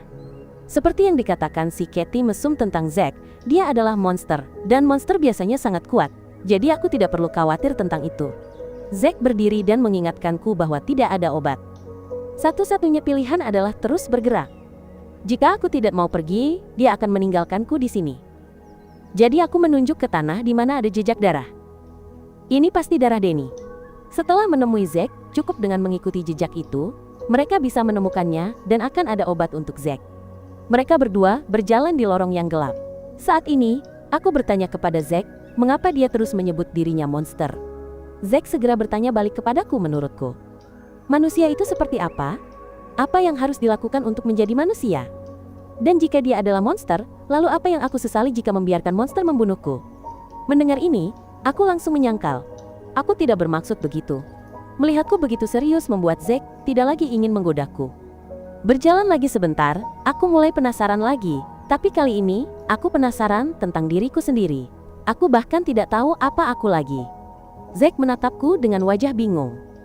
Sejak aku kembali dari mencari obat, aku terus bertingkah aneh. Mereka berdua tiba di persimpangan jalan ketika aku menemukan sebuah lukisan yang terpotong. Karena penasaran, aku berlari untuk memeriksanya. Ketika seekor ular putih menerobos keluar dari dalam, Zack bereaksi sangat cepat, berlari menghampiri dan mendorongku ke samping, lalu mendesakku untuk segera mencari jalan keluar. Aku juga mengerti maksud Zack dan langsung berlari mencari. Ketika aku menemukan pintu yang mengarah ke jalan keluar, ular itu juga berhenti bertarung dengan Zack dan merayap kembali ke celah di dinding. Zack dengan susah payah menyeret sabitnya ke arahku, lalu tiba-tiba terkejut menemukan ada celah di atas kepalaku. Ular putih itu menerkam ke bawah untuk menyerangku. Sekali lagi, Zack mengerahkan seluruh kekuatannya, berlari dan memotong ular itu menjadi dua, menyelamatkanku. Setelah serangan itu, Zack benar-benar ambruk. Dia tidak bisa bergerak lagi. Aku mencoba membujuk Zack untuk duduk di sini dan beristirahat, agar aku bisa pergi mencari Denny dan membawa obat untuknya. Baru saat inilah, Zack menanyaiku tentang apa yang terjadi padaku. Mengapa aku seperti ini sejak kembali, ditambah lagi dengan wajah bersalah itu. Pergi sendiri, aku hanya akan mati. Aku masih mencoba meyakinkan Zack bahwa aku punya pistol untuk membela diri. Zack berteriak dan merebut pistolku. Tidak ada peluru lagi. Jadi, dengan apa aku akan membela diri? Zack menghela napas dan mempertanyakanku. Apakah karena janji untuk membunuhku, maka aku peduli dengan hidup matinya? Aku sungguh bodoh. Tidak ada yang namanya Tuhan di dunia ini. Aku tidak percaya ini, dan dengan cepat menyangkal apa yang Zack katakan. Tetapi, meskipun demikian, aku juga tidak bisa membuktikan bahwa Tuhan itu ada. Zack tidak lagi berdebat denganku dan ambruk. Dia ingin tidur. Aku mau melakukan apapun. Sebelum aku pergi, Zack memberiku pisau itu. Dia tidak tahu apakah aku bisa menggunakan ini, tetapi setidaknya itu akan berguna bagiku. Aku mengambil pisau itu dan bersumpah kepada Zack bahwa kali ini aku akan berguna baginya. Aku mencengkeram erat pisau yang diberikan Zack. Aku bertekad untuk menemukan Dr. Denny dan membawa obat untuk menyelamatkan Zack. Mengikuti jejak darah, aku melangkah ke lorong gelap. Berjalan hanya sebentar, aku melihat seekor kelinci muncul di hadapanku. Aku dengan penasaran mengejar kelinci itu. Lalu aku jatuh langsung ke lubang yang sangat dalam. Ketika aku terbangun, aku mendapati diriku terbaring di dalam peti mati dengan si kecil Eddie di depanku, menyambutku kembali. Aku mengerutkan kening, mengingatkan Eddie untuk tidak menghalangiku. Aku harus mencari obat untuk menyelamatkan Zack. Tentu saja, Eddie tidak akan setuju. Dia menendang tutup peti mati, mengunciku di dalamnya. Tapi hanya ini tidak akan menghentikan tekadku. Dengan pisau yang diberikan Zack, aku menikam tutup peti mati sekali. Seketika, pemandangan di depanku berubah ke ruang interogasi Katie. Aku diikat erat ke kursi. Katie muncul, tertawa gila. Setelah itu, dia menyetrumku, membuatku kesakitan, dan berteriak. Rasa sakit itu tidak berlangsung lama. Ketika aku membuka mata lagi, aku dibawa ke ruangan lain. Di dalamnya hanya ada cermin. Wajah di cermin adalah Katie. Tidak membiarkan siapapun menghalangi, aku memegang pisau dan menikam langsung ke cermin. Tapi kemudian, wajah itu berubah menjadi Zack, membuatku terkejut. Aku berlutut, mulai mengingat apa yang telah diperingatkan Gray. Jika Tuhan tidak menerima sumpah Zack, dan Zack bahkan tidak percaya Tuhan itu nyata, lalu siapa yang akan memenuhi janji antara aku dan Zack jika Zack mati? Aku tidak bisa menahan diri lagi dan berteriak bahwa aku ingin berhenti. Seketika aku dibawa kembali ke kuil Gray. Dia berdiri di depanku, dengan penasaran bertanya mengapa aku datang ke sini sendirian. Apa aku sudah meninggalkan Zack? Aku tidak mau menjawab, hanya menyarankan Gray untuk mengungkapkan keberadaan Dr. Denny. Gray tidak tahu keberadaan Denny, tetapi karena beberapa tindakan brutal Denny, Gray telah menyita obatnya. Jadi saat ini Gray punya obat. Namun, tidak mudah baginya untuk memberikannya kepadaku. Aku gemetar mengarahkan pisau ke wajah Gray. Gray masih hanya tersenyum tipis, mengingatkanku. Aku berani memegang pisau Zack untuk menghadapinya. Gray tahu semua, bahkan jika aku tidak mengatakannya, karena dia sendiri yang membawa Zack ke gedung ini. Penglihatanku mulai kabur lagi. Bayangan Gray larut dalam kabut ungu. Hanya suaranya yang tersisa. Pertama tentang Dr. Denny. Dia adalah orang yang tenang dan berhati-hati. Hanya bertindak jika menguntungkan dirinya sendiri. Bagaimana dengan Zack? Baginya, Zack sangat murni dan sederhana. Hanya karena keinginanku untuk membunuh, Zack harus menanggung semua luka ini. Gray menuduhku bahwa semuanya adalah salahku. Sekali lagi, Gray bertanya kepadaku, siapa aku dan apa yang aku inginkan? Aku tidak bisa menjawab pertanyaan ini. Jadi dia berasumsi aku adalah dalang di balik semua ini, seorang penyihir yang membuat gedung ini kacau. Dia memutuskan untuk menghakimi saya sekarang. Dalam sekejap mata, saya telah dibawa ke pengadilan. Gray di depan penonton mulai menuduh saya. Tentu saja, saya tidak akan mengakui kesalahan saya. Karena itu, dia mengundang beberapa saksi agar saya sulit menyangkal. Satu persatu, Nyonya Katie, anak Eddie, dan Dr. Denny muncul sebagai saksi. Mereka berdebat siapa yang berhak menuduh saya lebih dulu. Kemudian, Gray memutuskan untuk membiarkan Katie maju lebih dulu, karena dia punya alasan sebagai orang yang paling terpengaruh. Katie tersenyum dan menyatakan bahwa saya telah menggunakan wajah polos saya untuk menipu orang lain. Seperti yang Gray katakan, dia juga mengonfirmasi bahwa saya adalah seorang penyihir. Dia tahu saya tidak akan mengaku, jadi dia telah menyiapkan bukti. Katie menyalakan remote untuk memutar ulang video, di mana Zack dan saya berpartisipasi dalam tantangan rumah bonekanya. Saat itu, saya telah memerintahkan Zack untuk mengikuti kata-kata saya. Jadi, Katie percaya bahwa saya hanya melihat Zack sebagai alat. Jika itu belum cukup, Katie menunjukkan kepada Gray video saya menembaknya. Katie sangat marah tentang ini dan memaki saya. Dia adalah seorang hakim yang dibunuh oleh seorang kriminal. Jika saya bukan penyihir, lalu apa saya ini? Saat ini, Dr. Denny telah muncul, berlari untuk menghentikan Katie. Dia tersenyum, meminta Katie untuk memutar sisa video, bagian setelah itu. Di bagian ini, setelah ditembak, Katie tersenyum. Ditembak tapi tetap tersenyum. Jelas, Katie sangat senang ditembak. Jadi, mengapa menyalahkan saya seperti itu? Katie terdiam, tidak bisa membantah Denny, jadi dia berbalik mencari bantuan dari Gray. Dia masih menuduh saya sebagai penyihir, dan dia ingin hukuman saya adalah tenggelam. Segera setelah itu, arus air menyeret saya. Saya berdiri di dalamnya, tetapi tetap tidak menunjukkan rasa takut, yang membuat Katie marah, memaki-maki. Ini sudah cukup. Gray memukul meja, menghilangkan arus air itu, lalu berbalik mengancam Katie. Ini adalah pengadilan, bukan penjara. Namun Katie membawa kebiasaan menyiksa tahanannya ke sini, jadi dia mengusir Katie. Orang berikutnya yang menuduh saya adalah Eddie kecil. Eddie melangkah maju dan memulai pidatonya. Dia tahu saya adalah orang yang mengubur burung di lantai Zack. Sejak itu, Eddie merasa dia dan saya sangat mirip. Ketika Eddie tahu saya ingin mati, dia membangunkan saya sebuah kuburan indah yang dipenuhi mawar, hanya untuk memenuhi keinginan saya. Tapi saya sedikit keras kepala. Saya tidak mendengarkan nasihat Eddie, melainkan hanya mendengarkan Zack dan akhirnya membunuh saya. Ketika berbaring di kuburan itu, Eddie menyadari bahwa saya hanyalah seorang yang egois. Seorang yang egois yang bersedia menyakiti orang lain, hanya untuk memenuhi keinginannya sendiri. Oleh karena itu, Eddie memutuskan bahwa saya adalah seorang penyihir. Dan hukuman yang Eddie inginkan untuk saya adalah eksekusi dengan ditikam. Segera, saya digantung. Di bawah muncul jebakan paku yang sangat berbahaya. Namun demikian, saya tetap tidak mengatakan apapun kepada Eddie. Maka Eddie kembali berbicara, menasihati saya, jika ada yang diinginkan, dia akan melakukan semuanya untuk saya. Saat ini, Gray berteriak agar Eddie berhenti. Dia telah mendengar semua tuduhan Eddie, meskipun sangat meyakinkan. Tetapi tindakan perhatian terhadap saya barusan membuat dia tidak tenang. Mengapa Eddie masih peduli pada orang yang membunuhnya? Sepertinya di hati Eddie, dia masih terobsesi pada saya. Itulah sebabnya dia memutuskan untuk mencabut hak Eddie untuk menghakimi sekarang, tanpa membiarkan Eddie menolak. Orang berikutnya, Dr. Denny melangkah maju. Dia tersenyum, menghela napas bahwa akhirnya tiba gilirannya. Di sini dia dengan percaya diri menyatakan bahwa dia paling mengenal saya, jadi dia sengaja datang terakhir. Semuanya dimulai ketika dia bertemu saya dalam wawancara. Saat itu, Denny sedang mencari sepasang mata yang sempurna. Sepasang mata yang jelas masih hidup tetapi tampaknya sudah mati di dalamnya. Dan kemudian Denny bertemu saya, orang dengan mata yang sesuai dengan imajinasinya. Denny mendekati saya untuk melihat wajah saya. Benar, tepat sekali. Wajah tanpa jiwa ini. Ini membuktikan bahwa jiwa saya tidak dapat diselamatkan lagi.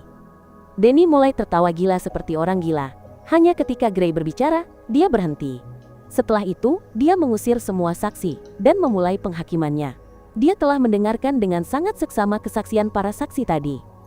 Oleh karena itu, dia juga menyatakan bahwa saya adalah seorang penyihir, egois, hanya memikirkan diri sendiri, menyakiti orang-orang yang peduli dan menyayangi saya. Meskipun saya menyangkal Gray telah memutuskan hukuman saya. Dan hukuman saya adalah dibakar hidup-hidup. Segera, saya diikat ke salib. Lingkaran api muncul di bawah kaki saya dan menyala dengan ganas. Saya berteriak ketakutan, tetapi saat ini, Gray tidak lagi peduli pada saya. Tidak ada yang percaya perkataan seorang penyihir. Gray telah mengkonfirmasi bahwa saya telah menodai para malaikat di gedung ini, termasuk Zack, yang selalu berada di sisi saya. Dia yakin Zack pada akhirnya akan berkorban karena keegoisan saya. Sekali lagi, Gray menyarankan saya untuk mengakui kesalahan saya. Akui saja, dan dia akan memberi saya api suci untuk membawa saya ke pelukan Tuhan. Saya tetap bersikeras menyangkal. Tuhan yang saya kenal tidak akan pernah memaksa orang tak bersalah seperti ini. Itu tidak tertulis dalam Alkitab. Saat ini, Gray menyeringai jahat. Apa yang saya katakan itu benar, tetapi hanya bagi saya karena Tuhan saya tidak ada. Tuhan dia berbeda. Di gedung ini, Gray menganggap dirinya Tuhan. Dan karena Tuhan telah menghakimi saya harus menerima. Saya menutup mata rapat-rapat, tidak ingin mendengar lebih banyak. Pendeta ini menyebut dirinya Tuhan. Sungguh konyol. Saya juga merasa salah telah mempercayainya. Saya tidak ingin mendengar omong kosongnya lagi. Saya perlahan tenggelam dalam kegelapan. Tetapi tepat saat ini, Zack muncul, membelah selubung malam yang menyelimuti saya, lalu menggandeng tangan saya dan berlari sangat cepat. Tetapi mereka hanya berjalan sebentar sebelum saya tersandung. Ketika saya mendongak, Zack sudah menghilang, hanya meninggalkan sabit dan perbannya. Saya mencoba merangkak ke tumpukan perban itu.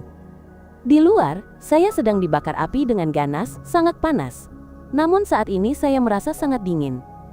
Memegang gulungan perban itu di tangan, saya tidak bisa memahami perasaan itu. Saya mendongak lagi dan melihat Zack menyeret sabitnya pergi. Saat ini, saya menyadari bahwa saya telah menghancurkan apa yang saya hargai, menghancurkan orang yang selalu ingin membantu saya. Dengan segenap keberanian, saya menggenggam gulungan perban dan memanggil Zack. Saya ingat sekarang. Saya terbangun dan mendapati diri saya masih terbakar, tetapi sekarang saya memiliki pisau yang Zack berikan kepada saya. Saya dengan lembut mengiris jari saya pada mata pisau. Rasa sakit yang datang membuat ilusi Gray segera menghilang. Ini membuat Gray sangat bingung. Dia tidak bisa percaya saya begitu kuat. Saya menodongkan pisau ke wajah Gray. Sejak awal, dia telah menggunakan ilusi untuk membimbing saya. Meskipun saya telah menyangkal semuanya, tetapi sekarang saya telah menemukan Tuhan saya. Gray menghela napas, menyalahkan dirinya sendiri karena tidak cukup kuat untuk membersihkan seorang penyihir seperti saya. Saat ini, saya tidak ingin berbicara dengannya lagi. Saya menodongkan pisau ke wajah Gray, menuntut dia menyerahkan obat. Maka Gray membawa saya ke sebuah ruangan rahasia. Saya masih memegang pisau di sisi tubuhnya. Saya tidak tahu trik apa yang mungkin Gray lakukan, jadi saya membiarkan dia masuk lebih dulu untuk memastikan. Pintu terbuka dan memang ada obat di dalamnya.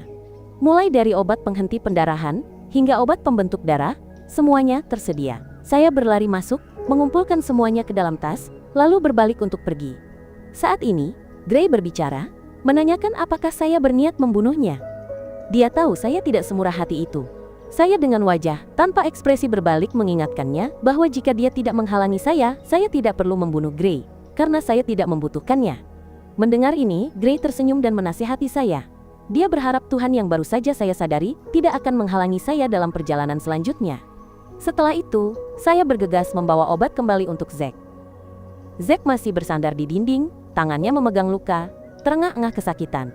Melihat itu, saya menghela napas lega. Untungnya Zack masih hidup. Saya dengan cepat mengeluarkan obat dari tas, mencuci tangan dengan antiseptik, lalu mulai memberikan pertolongan pertama pada luka Zack, melepaskan perbannya. Saya menemukan luka bakar di perut Zack. Tepat saat ini, Zack juga terbangun. Ada seorang anak seperti saya yang membawa obat membuat Zack cukup kesal, tetapi dia mengulangi lagi bahwa dia benar-benar tidak membutuhkan ini. Zack mencoba bangkit untuk bergerak, Tetapi saya bersikeras menghentikannya. Saya belum menjahit luka Zack, meskipun Zack tidak mau. Melihat mata tekad saya, dia menyerah dan membiarkan saya melakukan apapun yang saya inginkan. Saat ini, Zack tiba-tiba bertanya, mengapa saya melakukan begitu banyak hanya untuk menyelamatkannya. Saya hanya menatap pisau Zack dan memujinya indah, yang membuat Zack marah, tidak membiarkan saya mengganti topik lagi. Jadi, saya menatap langsung ke Zack, memberitahunya bahwa dia adalah Tuhan saya. Pernyataan ini mengejutkan Zack, tetapi saya sangat teguh dengan kata-kata saya. Alasan saya berpikir begitu adalah karena Zack selalu mendukung saya, dan pisau yang Zack berikan telah menyelamatkan hidup saya. Saya memasukkan benang ke jarum dan mulai menjahit luka Zack. Baru jahitan pertama sudah membuat Zack melompat kesakitan. Saya tidak berpikir Zack akan bereaksi hanya karena sedikit rasa sakit seperti ini. Ini membuat Zack sedikit kesal dan memarahi saya. Jika saya benar-benar mengira dia adalah Tuhan, maka berhati-hatilah dan jahit lukanya dengan lebih lembut. Saat menjahit, saya bertanya tentang luka bakar Zack, tetapi dia tidak menjawab, hanya mendesak saya untuk cepat, agar mereka bisa melanjutkan. Akhirnya, saya selesai menjahit. Zack memuji saya, hanya untuk melihat saya berkeringat deras, mata mulai goyah. Mengetahui bahwa saya sudah kelelahan, Zack tidak lagi mendesak, tetapi membiarkan saya bersandar di dinding untuk beristirahat sebentar. Sementara dia duduk di samping, menatap saya. Ketika saya terbangun, Zack sudah bisa berdiri dan berjalan seperti biasa. Melihat saya sadar, Zack mendesak saya untuk mencari lift dan keluar dari sini. Saya sudah berlari panik di lantai ini beberapa kali, tetapi masih tidak tahu di mana lift berada. Jadi saya membawa Zack ke gereja besar tempat saya bertemu Pastor Gray. Saat itu, Zack penasaran bertanya bagaimana saya bisa mendapatkan obat dari Gray. Dia pasti tidak mudah. Saya juga berpikir begitu. Tapi mungkin alasan Gray setuju untuk memberikan obat adalah karena Gray memiliki sedikit perasaan terhadap Zack. Mendengar itu, Zack langsung muntah. Saya tidak peduli dan terus bergerak. Saya membawa Zack ke ruangan rahasia, tempat Gray pernah menyembunyikan obat, dan memang lift juga diletakkan di sini, tetapi sekarang sudah terkunci rapat. Zack mulai kehilangan kesabaran. Bagaimana cara membukanya sekarang? Saya melihat sebuah tombol di samping lift. Saya menekannya dan pintu terbuka. Lalu keduanya masuk dan naik ke lantai atas. Berdiri di lift, saya kembali penasaran tentang luka bakar Zack. Ini bukan cerita yang menarik, jadi Zack tidak ingin menceritakannya. Tetapi, karena saya terus mendesak, Zack dengan enggan menceritakan secara singkat tentang luka bakar ini. Saat kecil, dia dibakar oleh seseorang yang tinggal bersamanya. Zack tidak mengingat jelas wajah dan informasi orang ini, tetapi mungkin itu adalah kekasih ibunya. Dia ingin membunuh Zack, tetapi untungnya Zack tidak mati. Setelah itu, ibunya membungkus Zack seperti mayat dan menjualnya untuk mendapatkan uang demi menghidupi bajingan itu. Setelah mendengarkan, saya juga merasa itu tidak menarik sama sekali. Jadi saya beralih ke topik lain. Kali ini, saya bertanya lagi kepada Zack, apakah dia benar-benar ingin keluar dari gedung ini. Zack bertanya balik kepada saya dengan kesal jika dia tidak ingin keluar dari sini. Mengapa dia harus mengambil banyak risiko? Zack juga tahu persis apa yang saya katakan dan menyemangati saya. Dia membenci pembohong.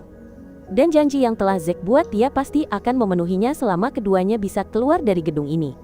Dan saya menunjukkan sedikit ekspresi di wajah. Dia akan membunuh saya segera. Saat ini, saya tiba-tiba teringat kembali adegan-adegan di masa lalu saya. Sebuah pembunuhan terjadi tepat di depan mata saya. Saya sangat ingin menceritakan kisah ini kepada Zack, tetapi setelah mempertimbangkan sebentar, saya mengurungkan niat. Keduanya keluar dari lift. Mereka telah tiba di lantai B1. Saya masih hanya mengikuti Zack, sambil berjalan saya berkata pada diri sendiri untuk merahasiakan hal itu, karena Zack adalah orang yang membenci kebohongan. Jika saya memberitahunya tentang ini, Zack akan membenci saya. Zack membungkuk ke lantai dan segera menyadari itu adalah darah. Saya terdiam, teringat pesan Gray. Tuhan juga membenci kebohongan. Saya berkeringat dingin, menyadari adegan ini. Bukankah ini tempat semua tragedi saya terjadi? Saya ingin menghentikan Zack untuk terus masuk, tetapi saat ini sudah terlambat. Zack dengan tenang membuka pintu dan masuk. Melihat saya berdiri di sana dengan wajah bingung, dia harus memanggil saya. Setelah itu Zack mulai memeriksa sekitar. Tempat ini terlihat persis seperti rumah biasa. Namun, di sofa ada mayat sepasang suami istri. Di kaki mereka ada keranjang bunga besar, yang Zack tahu persis itu bunga palsu. Saat Zack hendak menyentuh pasangan suami istri itu, saya bersuara untuk menghentikannya. Kita tidak tahu tempat apa ini, jadi sebaiknya Zack tidak menyentuh barang sembarangan.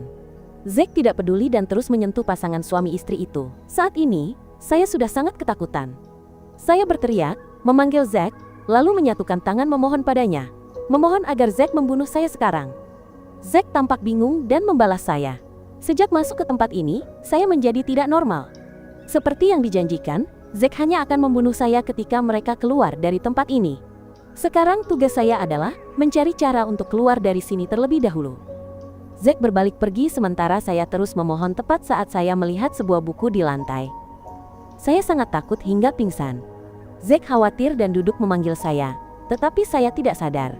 Melihat saya tampak takut pada buku di bawah sana, Zack mengambilnya untuk melihat, tetapi dia tidak bisa membaca. Zack melempar buku itu dan mulai mendengar suara aneh dari ruangan di sana. Zack dengan hati-hati membuka pintu dan menerobos masuk. Di dalamnya, hanya ada sebuah mainan aneh.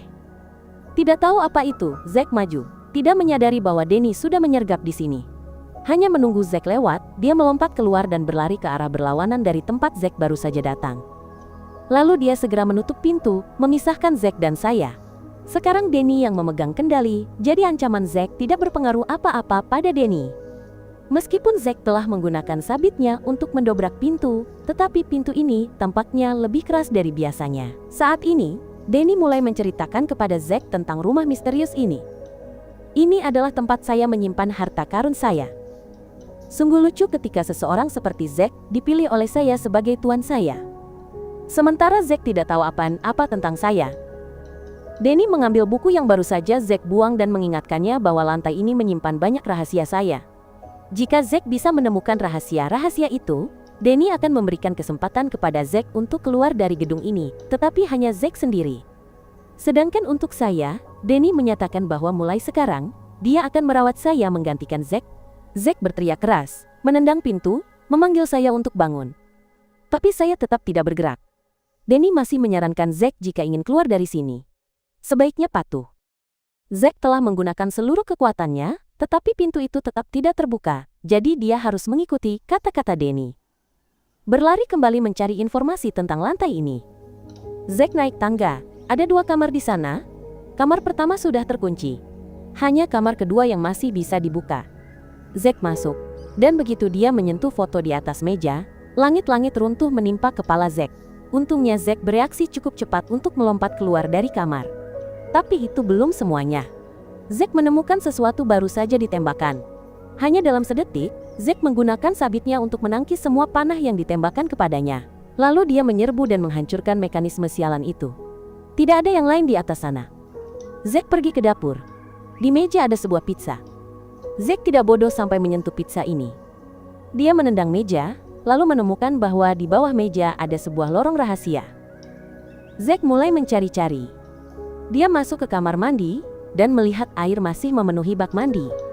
Zack mematikan air dan tersenyum. Teka-teki ini tidak bisa menyulitkannya. Zack membungkuk untuk mengambil kunci, tetapi digigit piranha di tangannya. Saat ini, Zack sangat kesal. Dia dengan cepat membuka pintu ruang bawah tanah dan turun.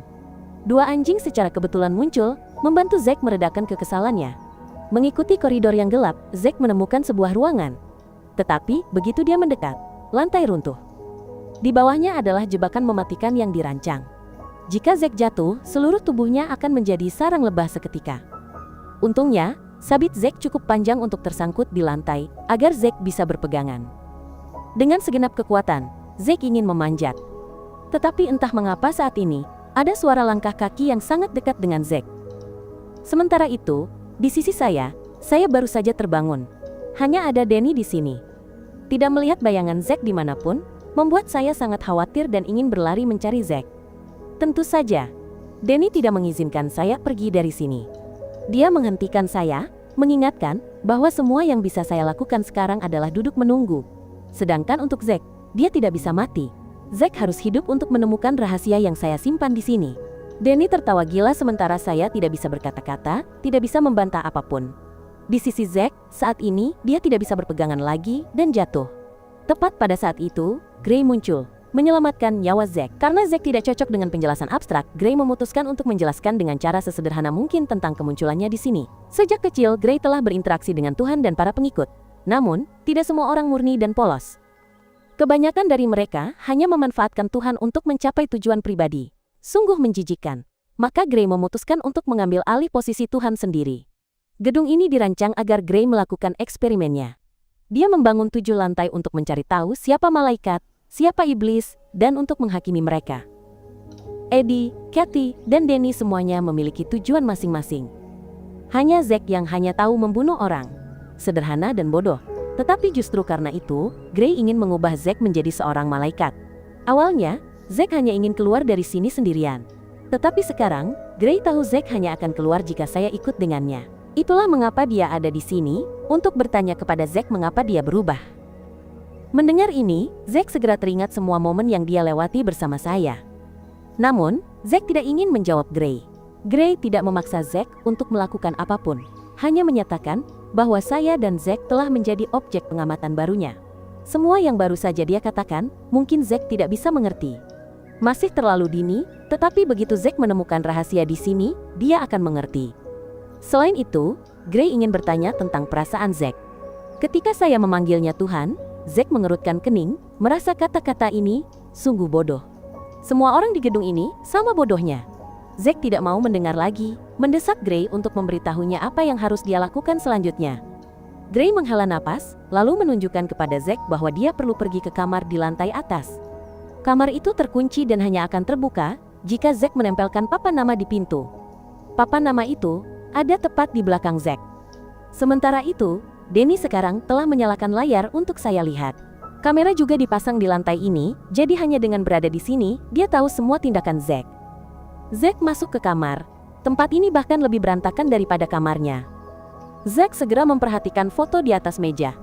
Ini adalah foto saya dan keluarga. Di samping foto itu ada sebuah kotak. Danny sekarang mulai tertawa gila. Sebentar lagi, Zack akan mengetahui kebenaran tentang saya. Zack meraba-raba sebentar, dan akhirnya menemukan cara untuk membuka kotak itu.